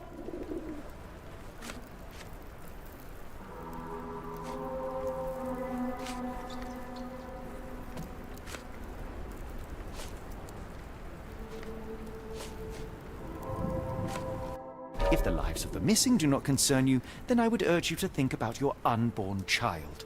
Are you threatening me? Many people are missing, and the main suspect based himself in your establishment. One word to Scotland Yard and your life takes a turn for the worse. Now, spare yourself the trouble and tell me all you know. Okay. Summers hired my private room.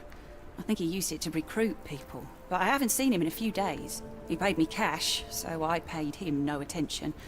Nor did I touch anything inside. Here's the key, go and do what you will. Just leave me out of it.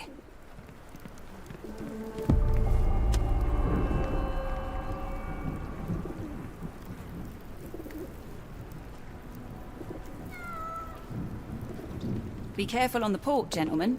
The fog is particularly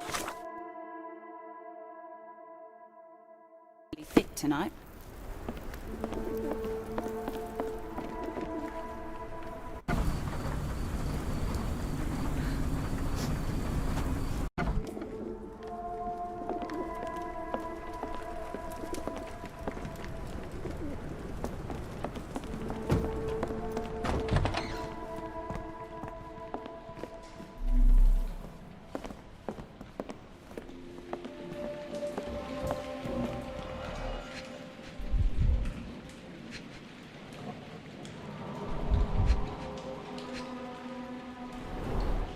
£5. That won't go far.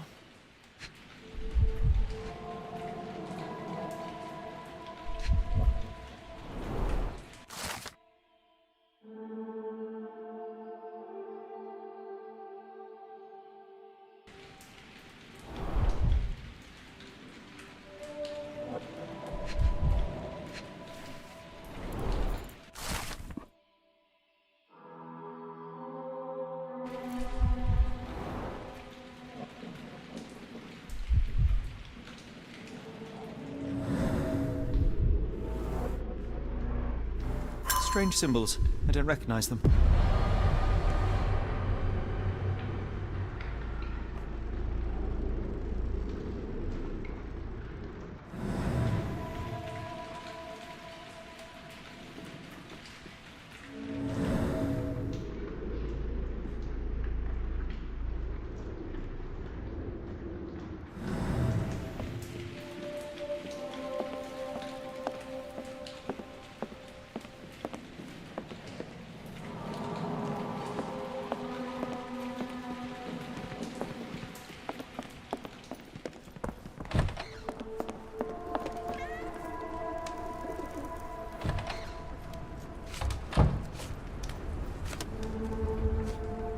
What did you see of Summer's work here? He was recruiting people? It was like the whole world came through my door. People of all creeds and colours, but always strong, always tall. They seemed like workers or journeymen. Beyond that, there's not much more to tell. I took his money and let him be. And this lasted how long? Several weeks, I wager. Be careful on the port, gentlemen. The fog is particularly thick tonight.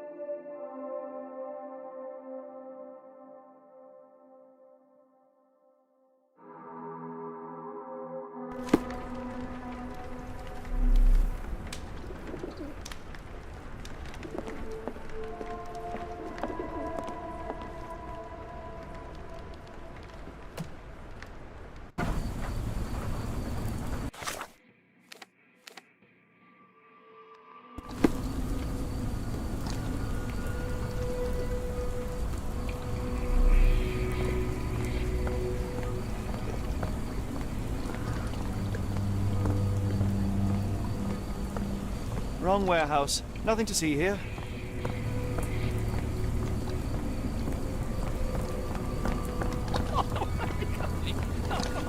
Is this familiar to you? I can't help you with this.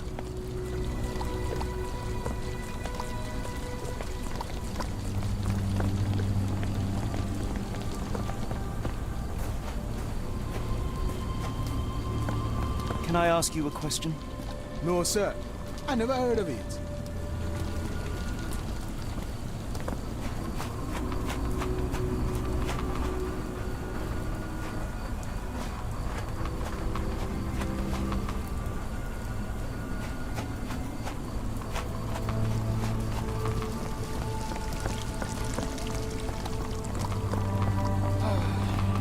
Yeah. Can I ask you a question? Sorry, sir, I can't help you. No.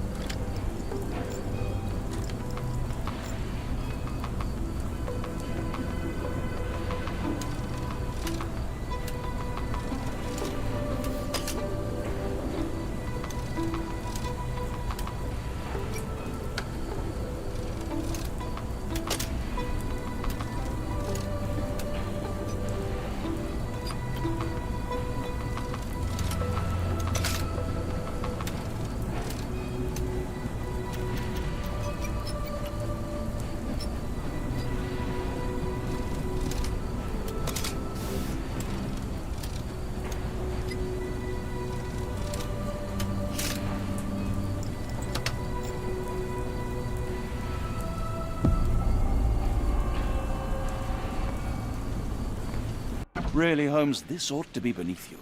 As my brother would say, it is for the greater good. The layers of rust will prevent any movement.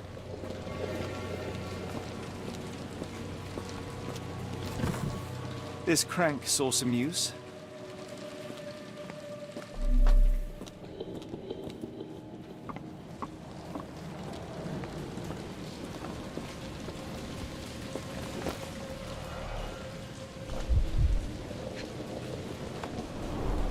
Good quality, but torn in many spots.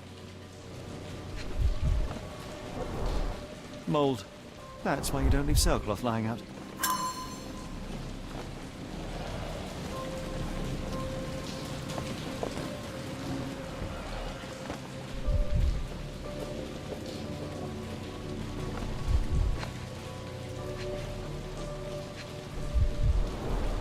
There are a couple of marks on this end.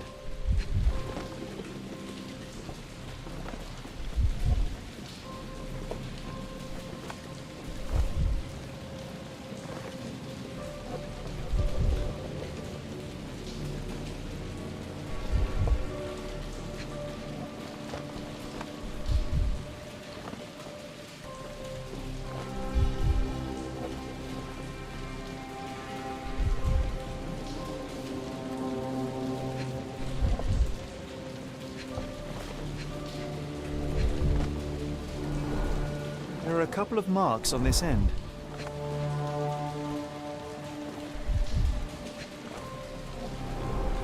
There are a couple of marks on this end.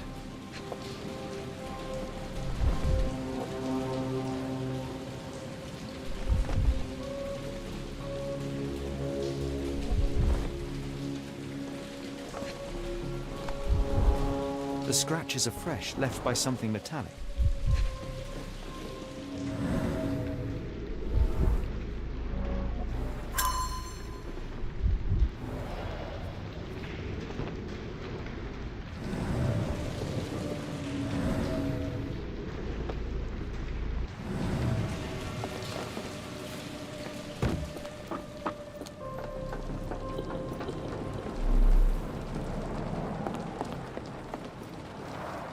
It's stuck. No one's used it in a very long time.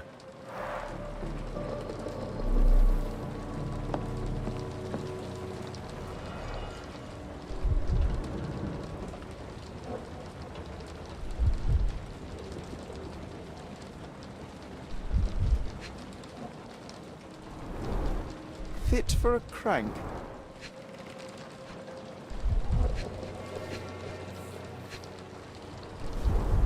Well oiled and well maintained.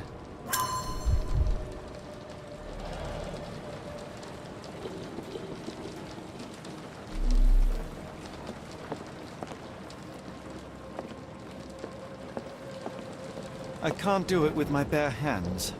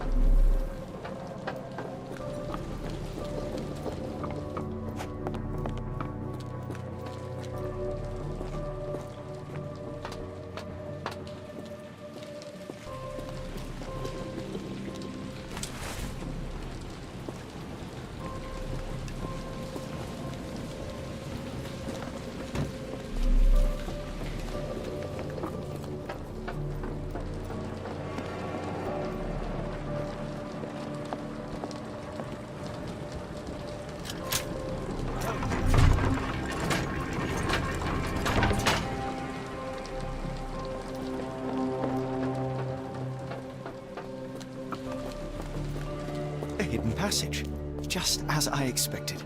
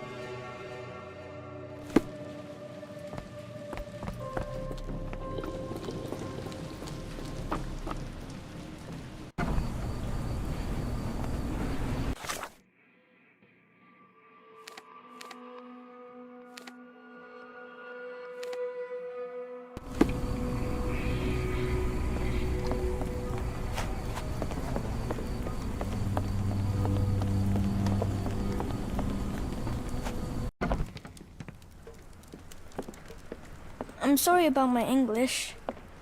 I try hard, but...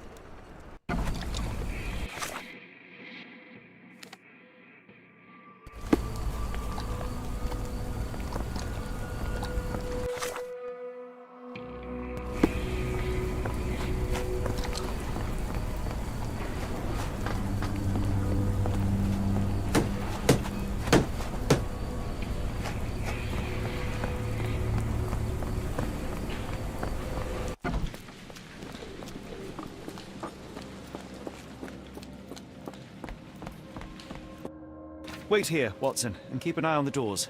I'll scout the premises. Will do. Be careful down there.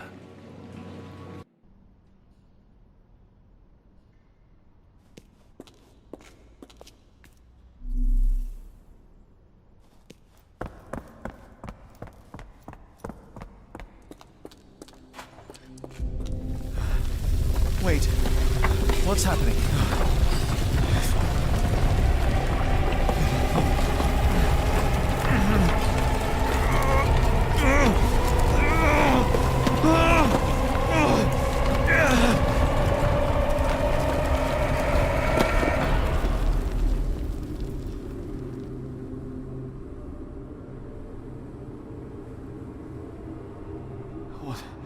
What is this place? Where am I?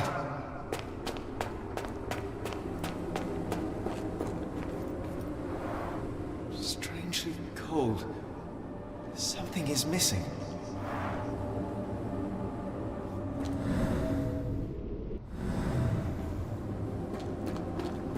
This cannot have been under the port of London all along. Is it an illusion?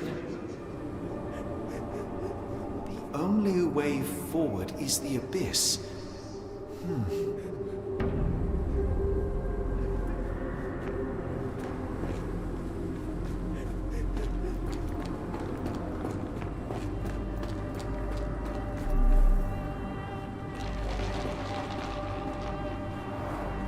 Strangely cold.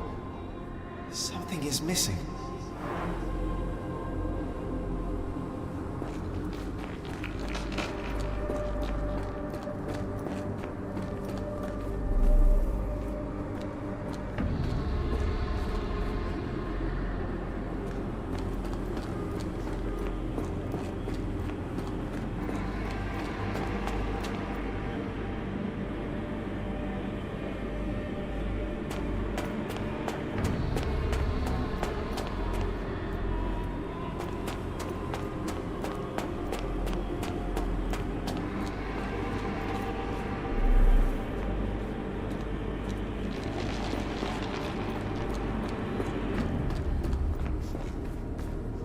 The only way forward is the abyss.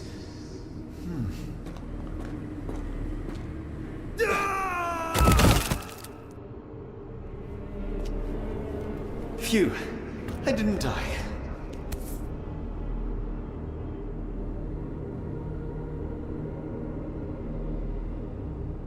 It is icy cold and pulsating.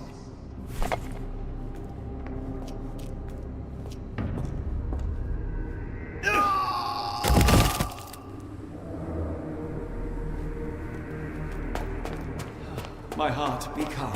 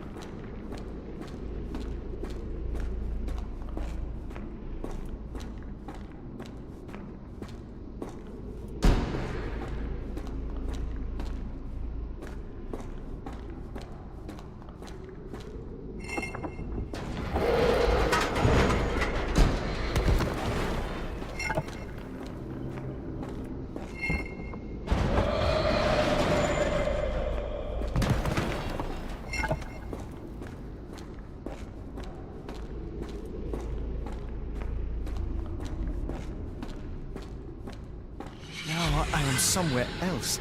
How? It's harder to breathe here.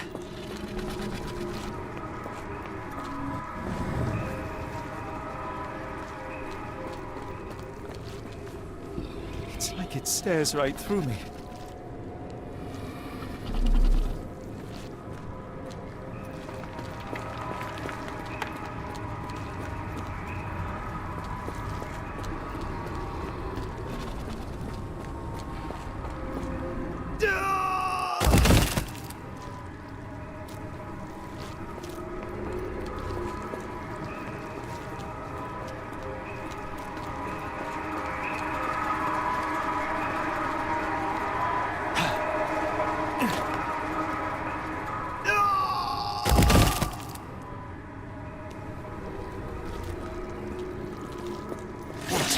Is that? Oh no! That was absolutely revolting.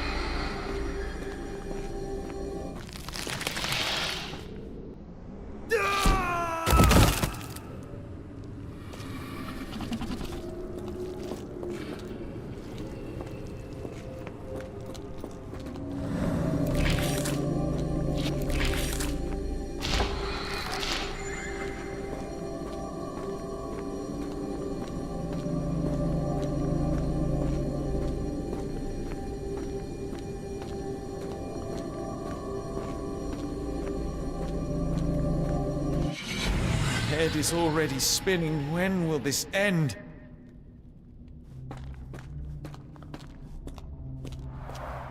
There are 2 recesses.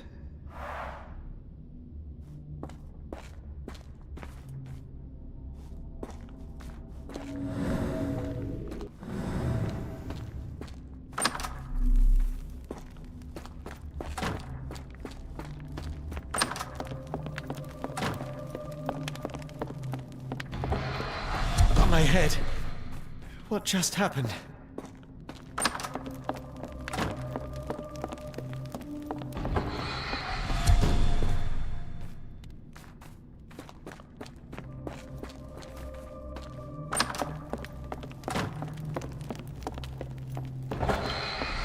What kind of trickery is this?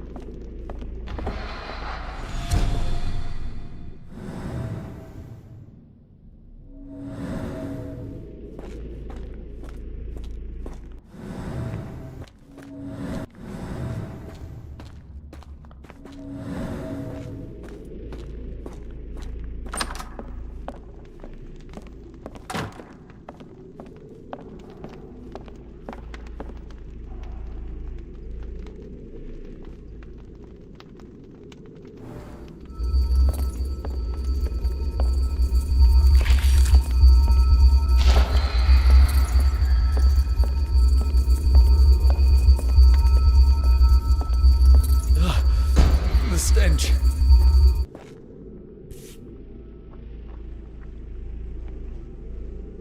A strange stone. It almost feels alive.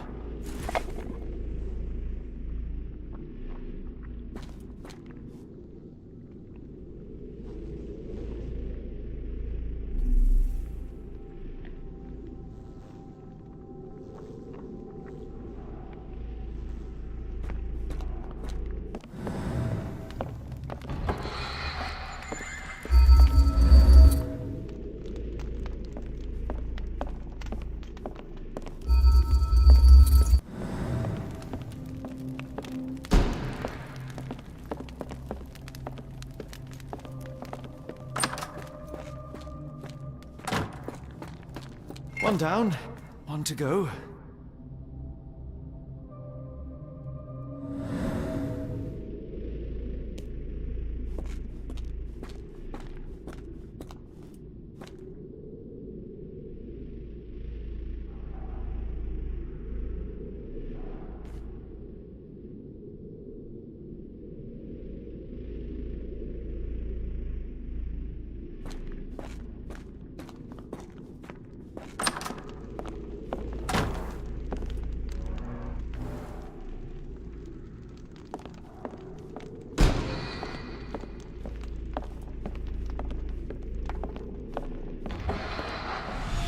Frustrating.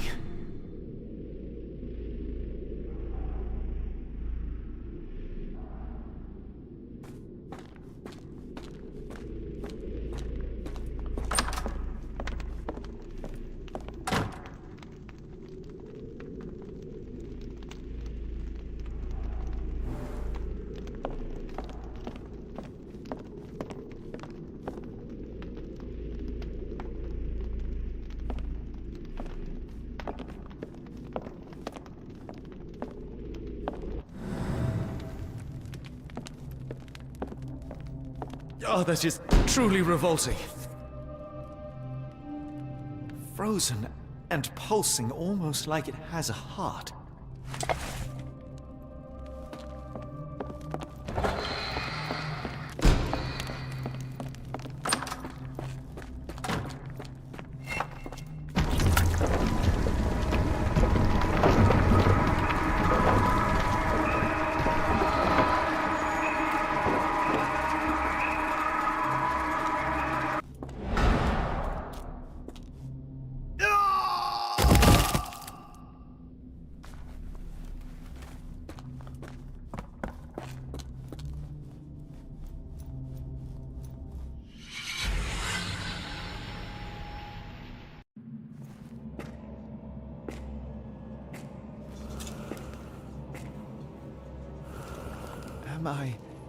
Did I get out?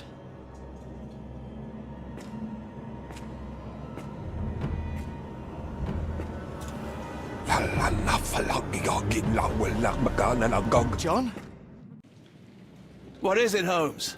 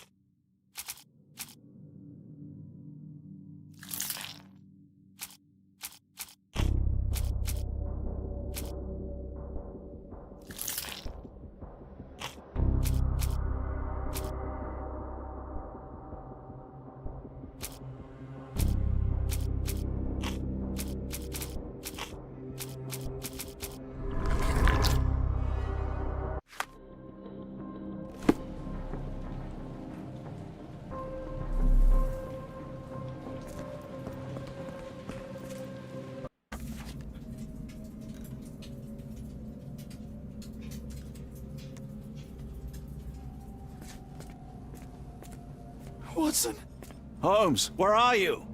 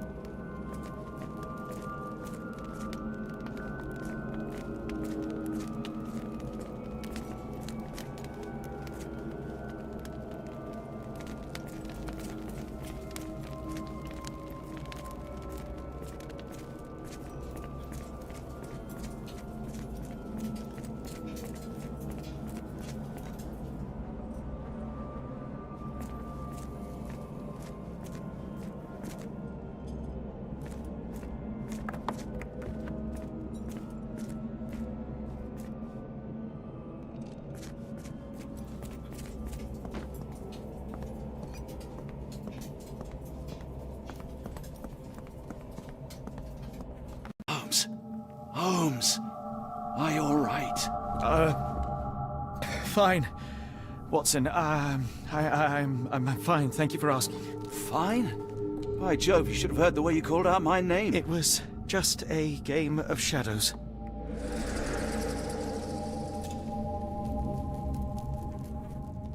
I'm glad. This place gives me the chills. What are we dealing with? Something that's finally interesting.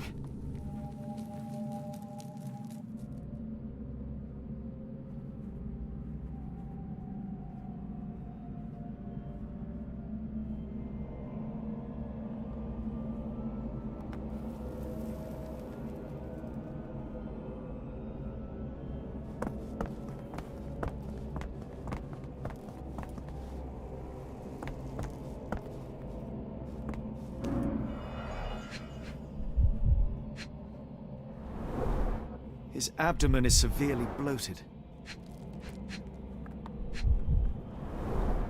Cyanosis of the lips, marks on the neck. This man was strangled.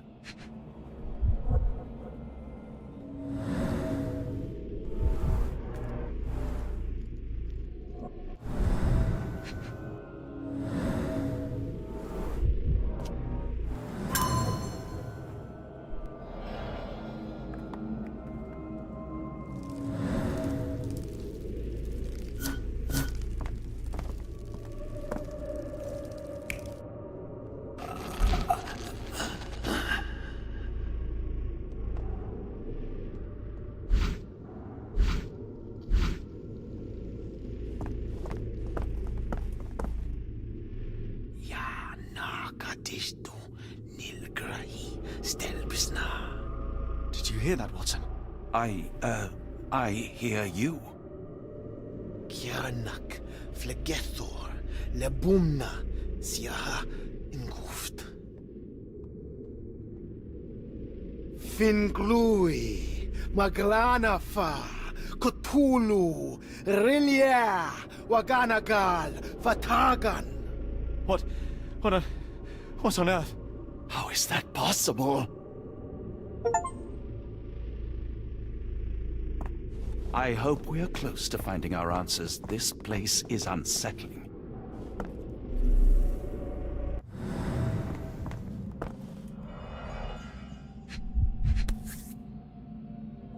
An American passport.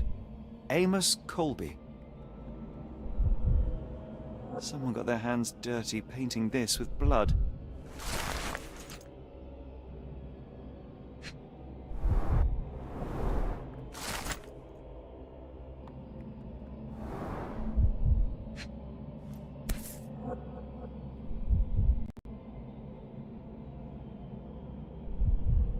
I've never seen a pattern like this before. Old blood stains.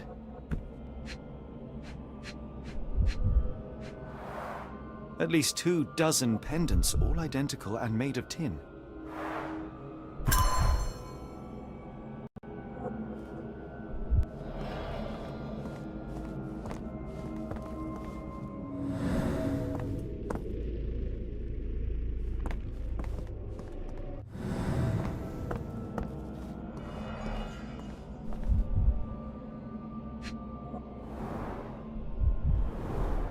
It seems made for simple experiments.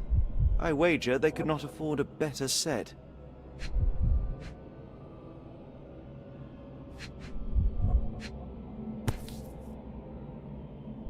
This box contained a narcotic substance, much like the one in Kimihia's brazier.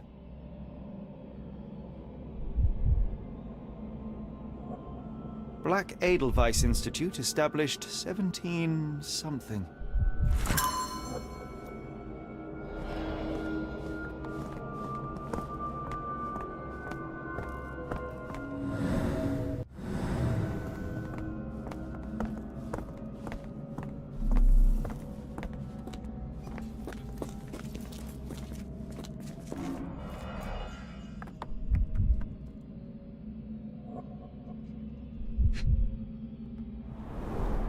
A small bloodstain, but not serious.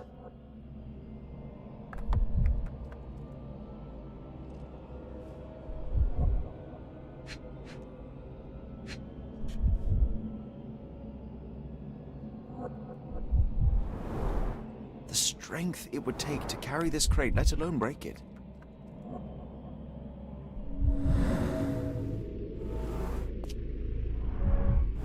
Deep scratches left in a frenzy.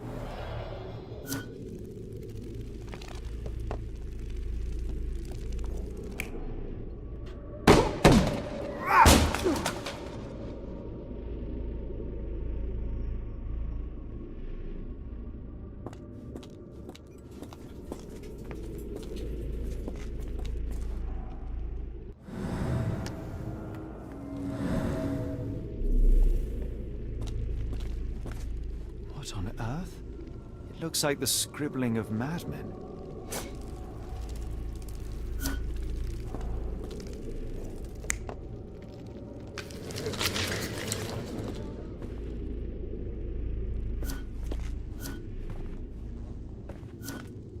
Oh, potent. This sensor has more narcotic residues.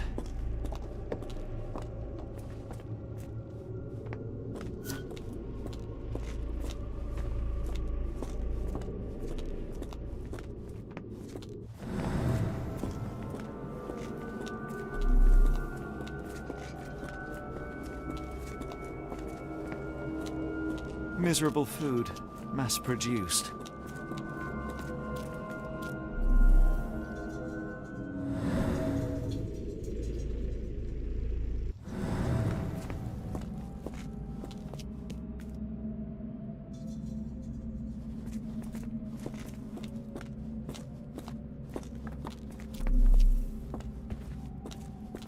I must have seen this one before. That explains my hallucinations.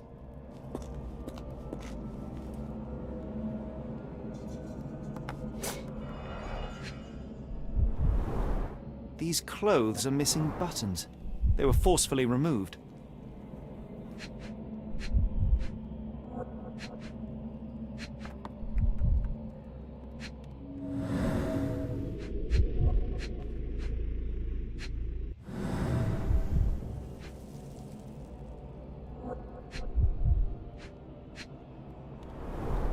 Dumpra, a staple of lecturemen's attire in Nepal. Gathered from dozens of people, at the very least.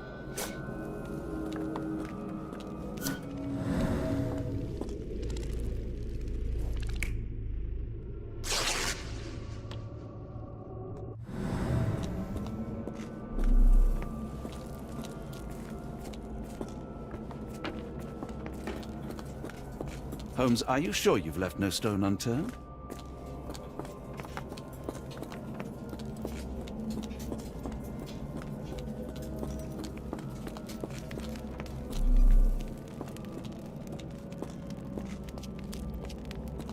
Who are these people?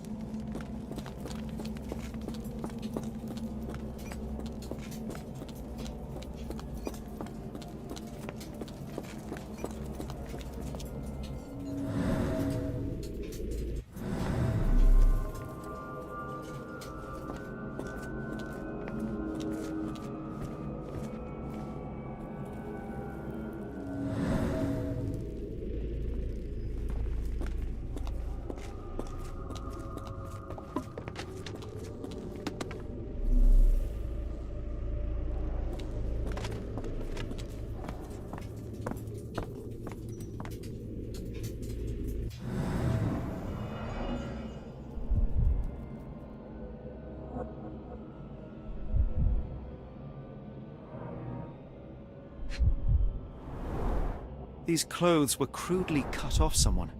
An American, judging by the style.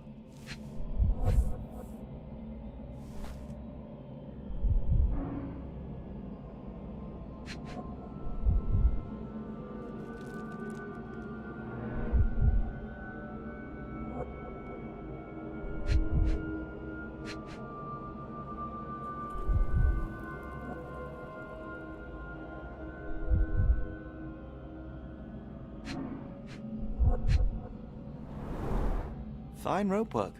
Cut by a finer blade.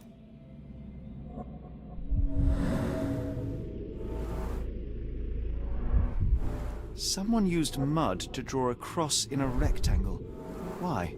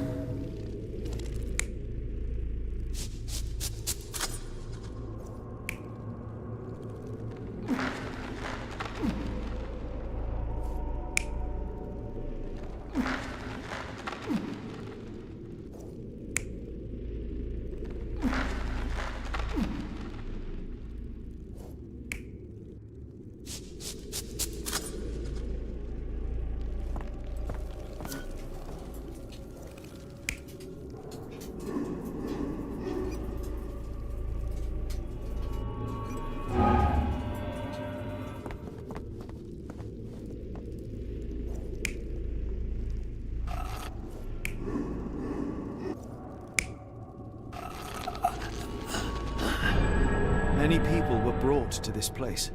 Their abductors stripped off their clothes and discarded them in a pile. The prisoners were kept in a soporific trance by the use of narcotics. A few tried to resist, but alas, in vain. After a few days, everyone was stuffed in a crate and sent elsewhere. Only one captive was left behind. He was strangled to death on this altar.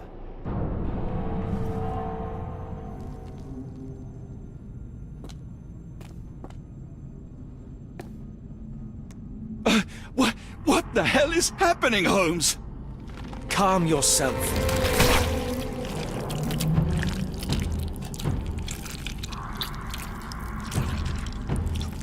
Cannot be.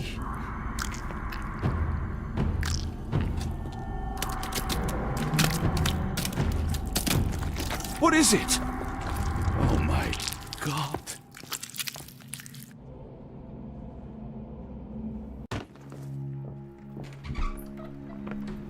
Please tell me we found all we needed to, Holmes.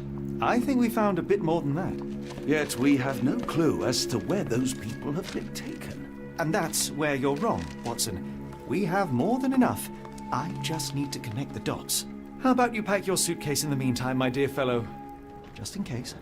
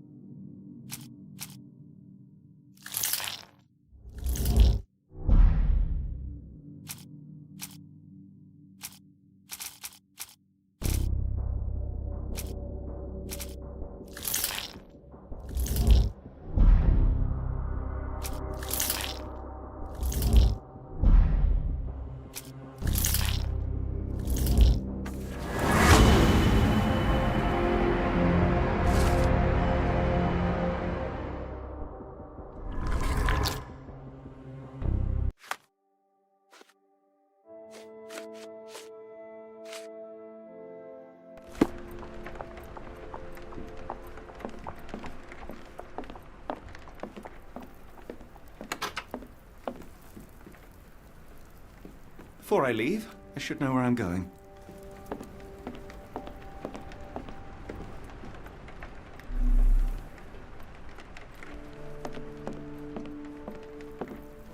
It's hard to know how much to pack. I might bring a spare notebook just in case.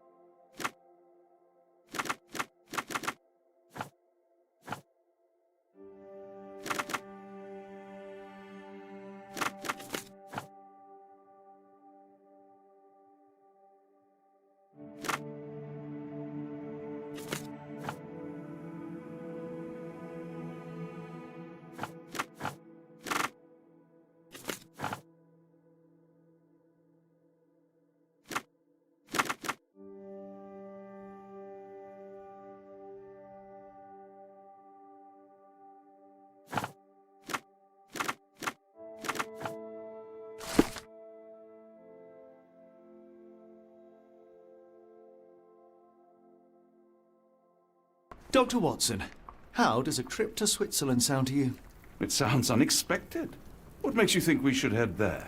It's all about the box with narcotics and Mr. Colby's clue, the cross inside a rectangle. Put two and two together, add a dash of research, and what do you get? The Black Edelweiss Institute in Interlaken, Switzerland. If we hurry, we can still catch tonight's train.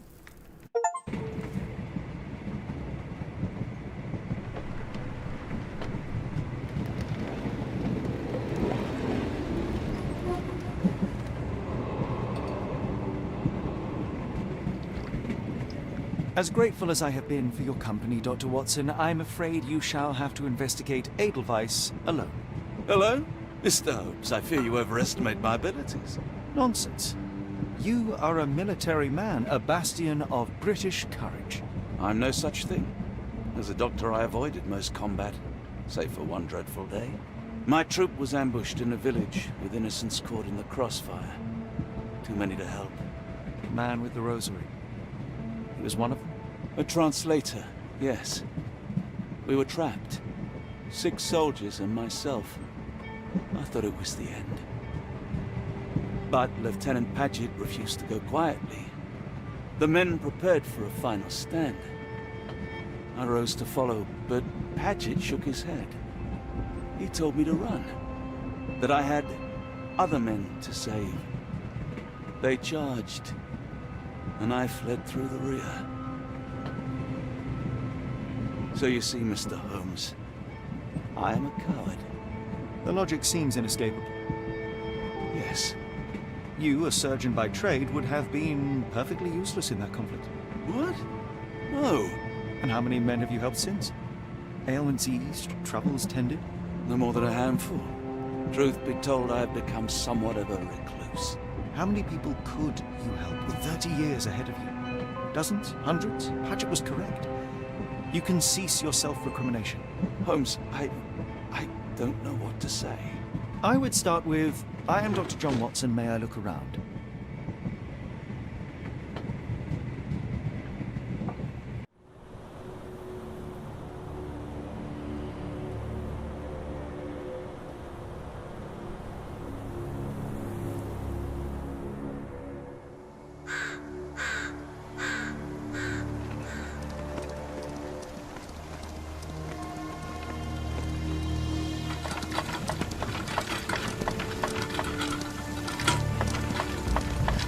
The Edelweiss staff will doubtless be eager to show off their facility to a fellow physician. I have already taken the liberty of sending a letter on your behalf to request a visit. And what of you? I shall be pursuing other avenues. Should you see anything troublesome or improper, simply notify the local authorities. Otherwise, try a little analysis yourself.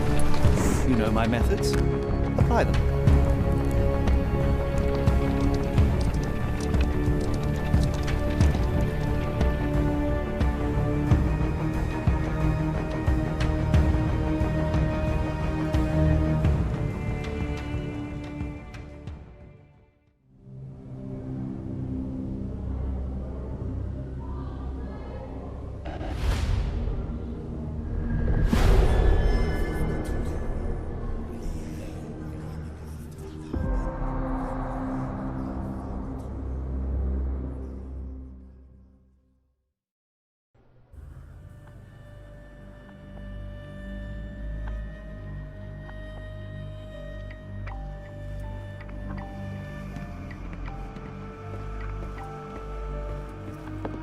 Salutations, madam. I am Dr. John Watson. I was wondering if you've got word of my visit. Yeah, Dr. Watson. We received your letter on the matter. Would it be to see Professor Gygax? At their earliest convenience, yes. I shall try not to take up too much of their valuable time. Wait here, bitte. Mr. and Mrs. Bronson, your girl has made remarkable progress. See? Take a look for yourself. My apologies for keeping you waiting, Dr. Watson. Surely you understand how medical work can make one lose track of time. Do not be sorry, Professor. I too know the importance of closely attending to patients.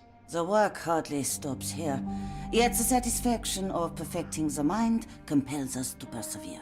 I take it you welcome many a soul into your establishment? Admissions, yes. Visitors, though? I am curious as to what brought you to the Schwarzes Edelweiss. Word of mouth. An article I read back in London spoke highly of your institution. But rather than taking its word for it, I thought I would see things for myself. My asylum's reputation precedes it, then. Everyone, your attention, please. Guten Day. Yes, hi. Hello. The name's Amos Colby, Northwood Detective Agency, Boston. I got questions that need answers. Who's in charge here? What seems to be the matter, Dr. Watson? You can tell me. By Jove, it cannot be him.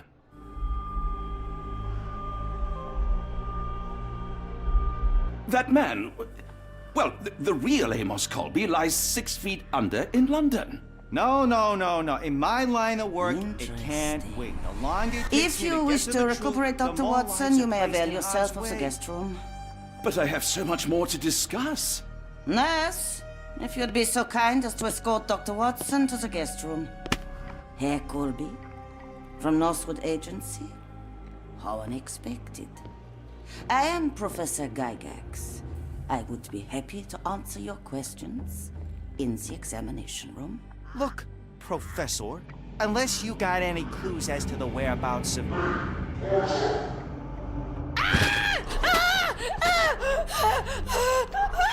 There is no need to be alarmed. No one gets neglected in my care.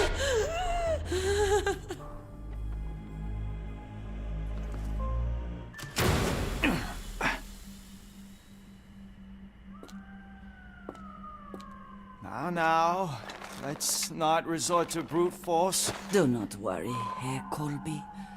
My methods are rather more delicate.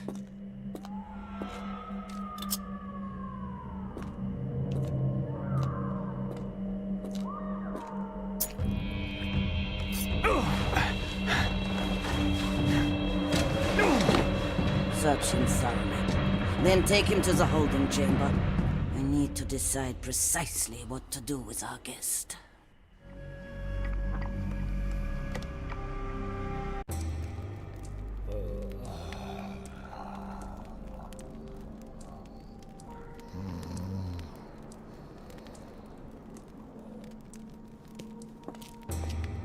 The unmistakable scent of alcoholism. Did you walk through their doors as I did, or did they collect you off the streets?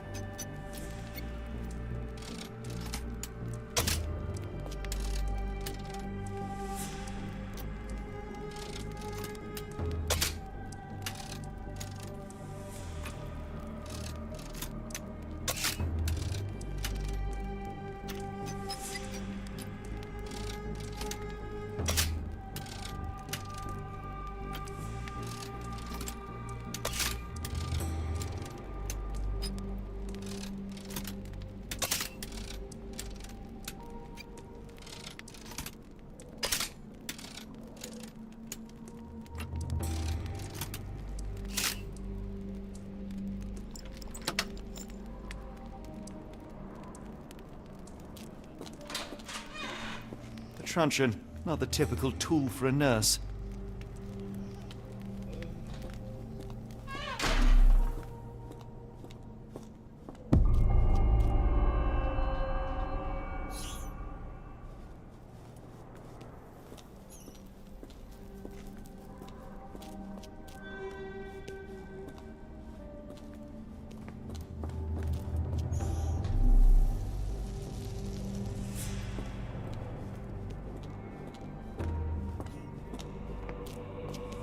You there!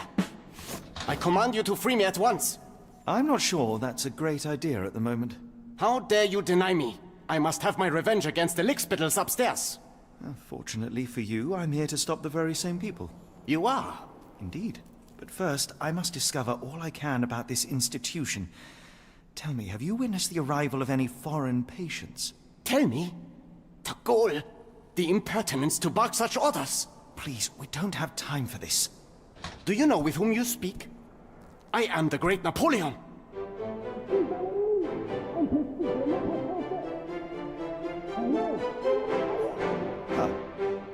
Napoleon Bonaparte? The one and only. Emperor of the French, First Consul of the Republic, leader of La Grande Armée. Once I am free and have exacted my revenge against the guards who ridicule me, I shall rest happy in the arms of my beloved Josephine. Right. Well, I will leave you to your scheming, Emperor. I command you to let me out! My heart is pierced by Cupid. I disdain all glittering gold. There is nothing can console me but my jolly sailor bold.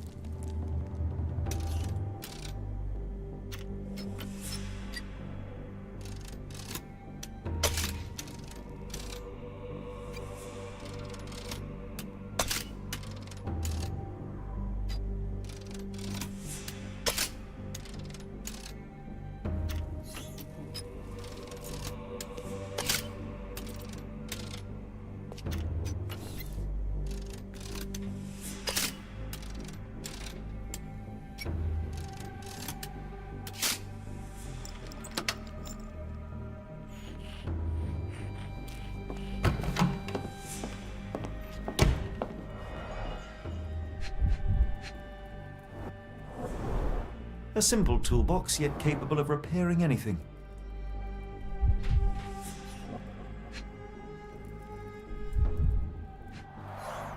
A certificate of appreciation from the municipal councillor to Professor Becker for contributions to the development of medicine in Interlaken.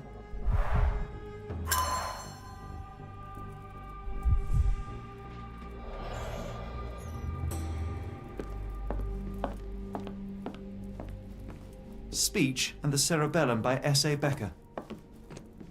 R.G. Hill, Dr. Connolly. It appears that all the psychiatric classics were banished here. John Sallow, the tulpa phenomenon. I'm somewhat of an expert already. A painting in a mental institution. Vogel would be delighted.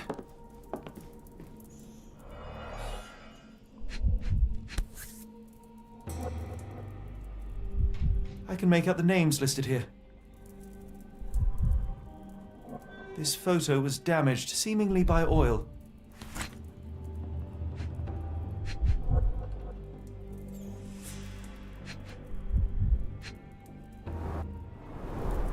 Cooking grease. Is this the kitchen dumbwaiter?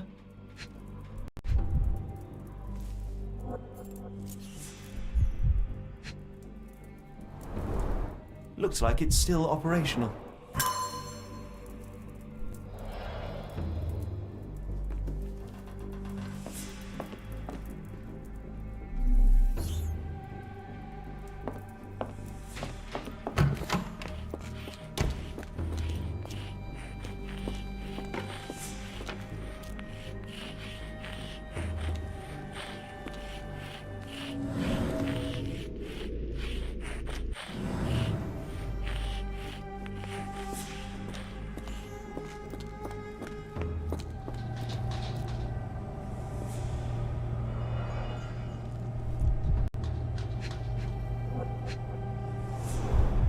Any chemist would envy the quality of this equipment.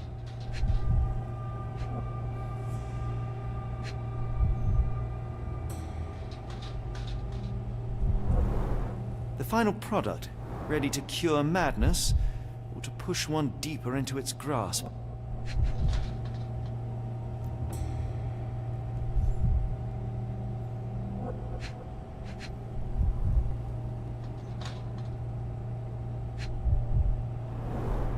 Raw materials used to formulate medicine. With this equipment, they can create any type of medication. What was that? Is someone there? I'm sure I heard something. Who's there? Show yourself. Hey, what are you doing?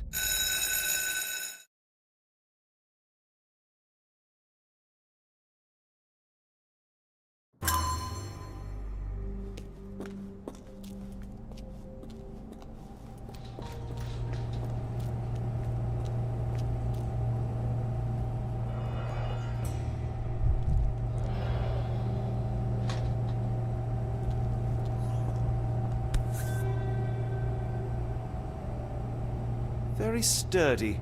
I might borrow it.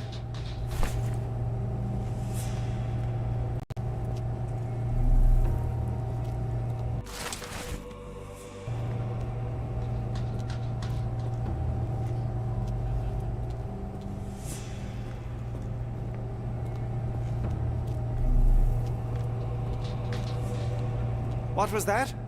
Is someone there? I'm sure I heard something. Who's there? Show yourself. Hey, what are you doing?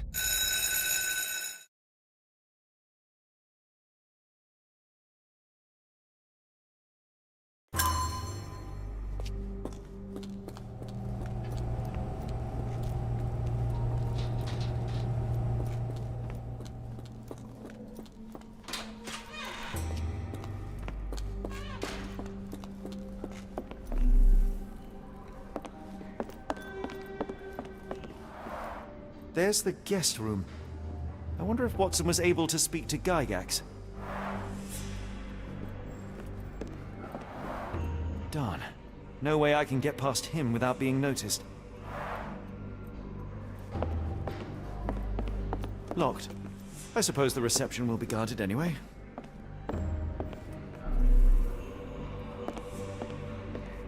I'd rather not sit in this chair ever again.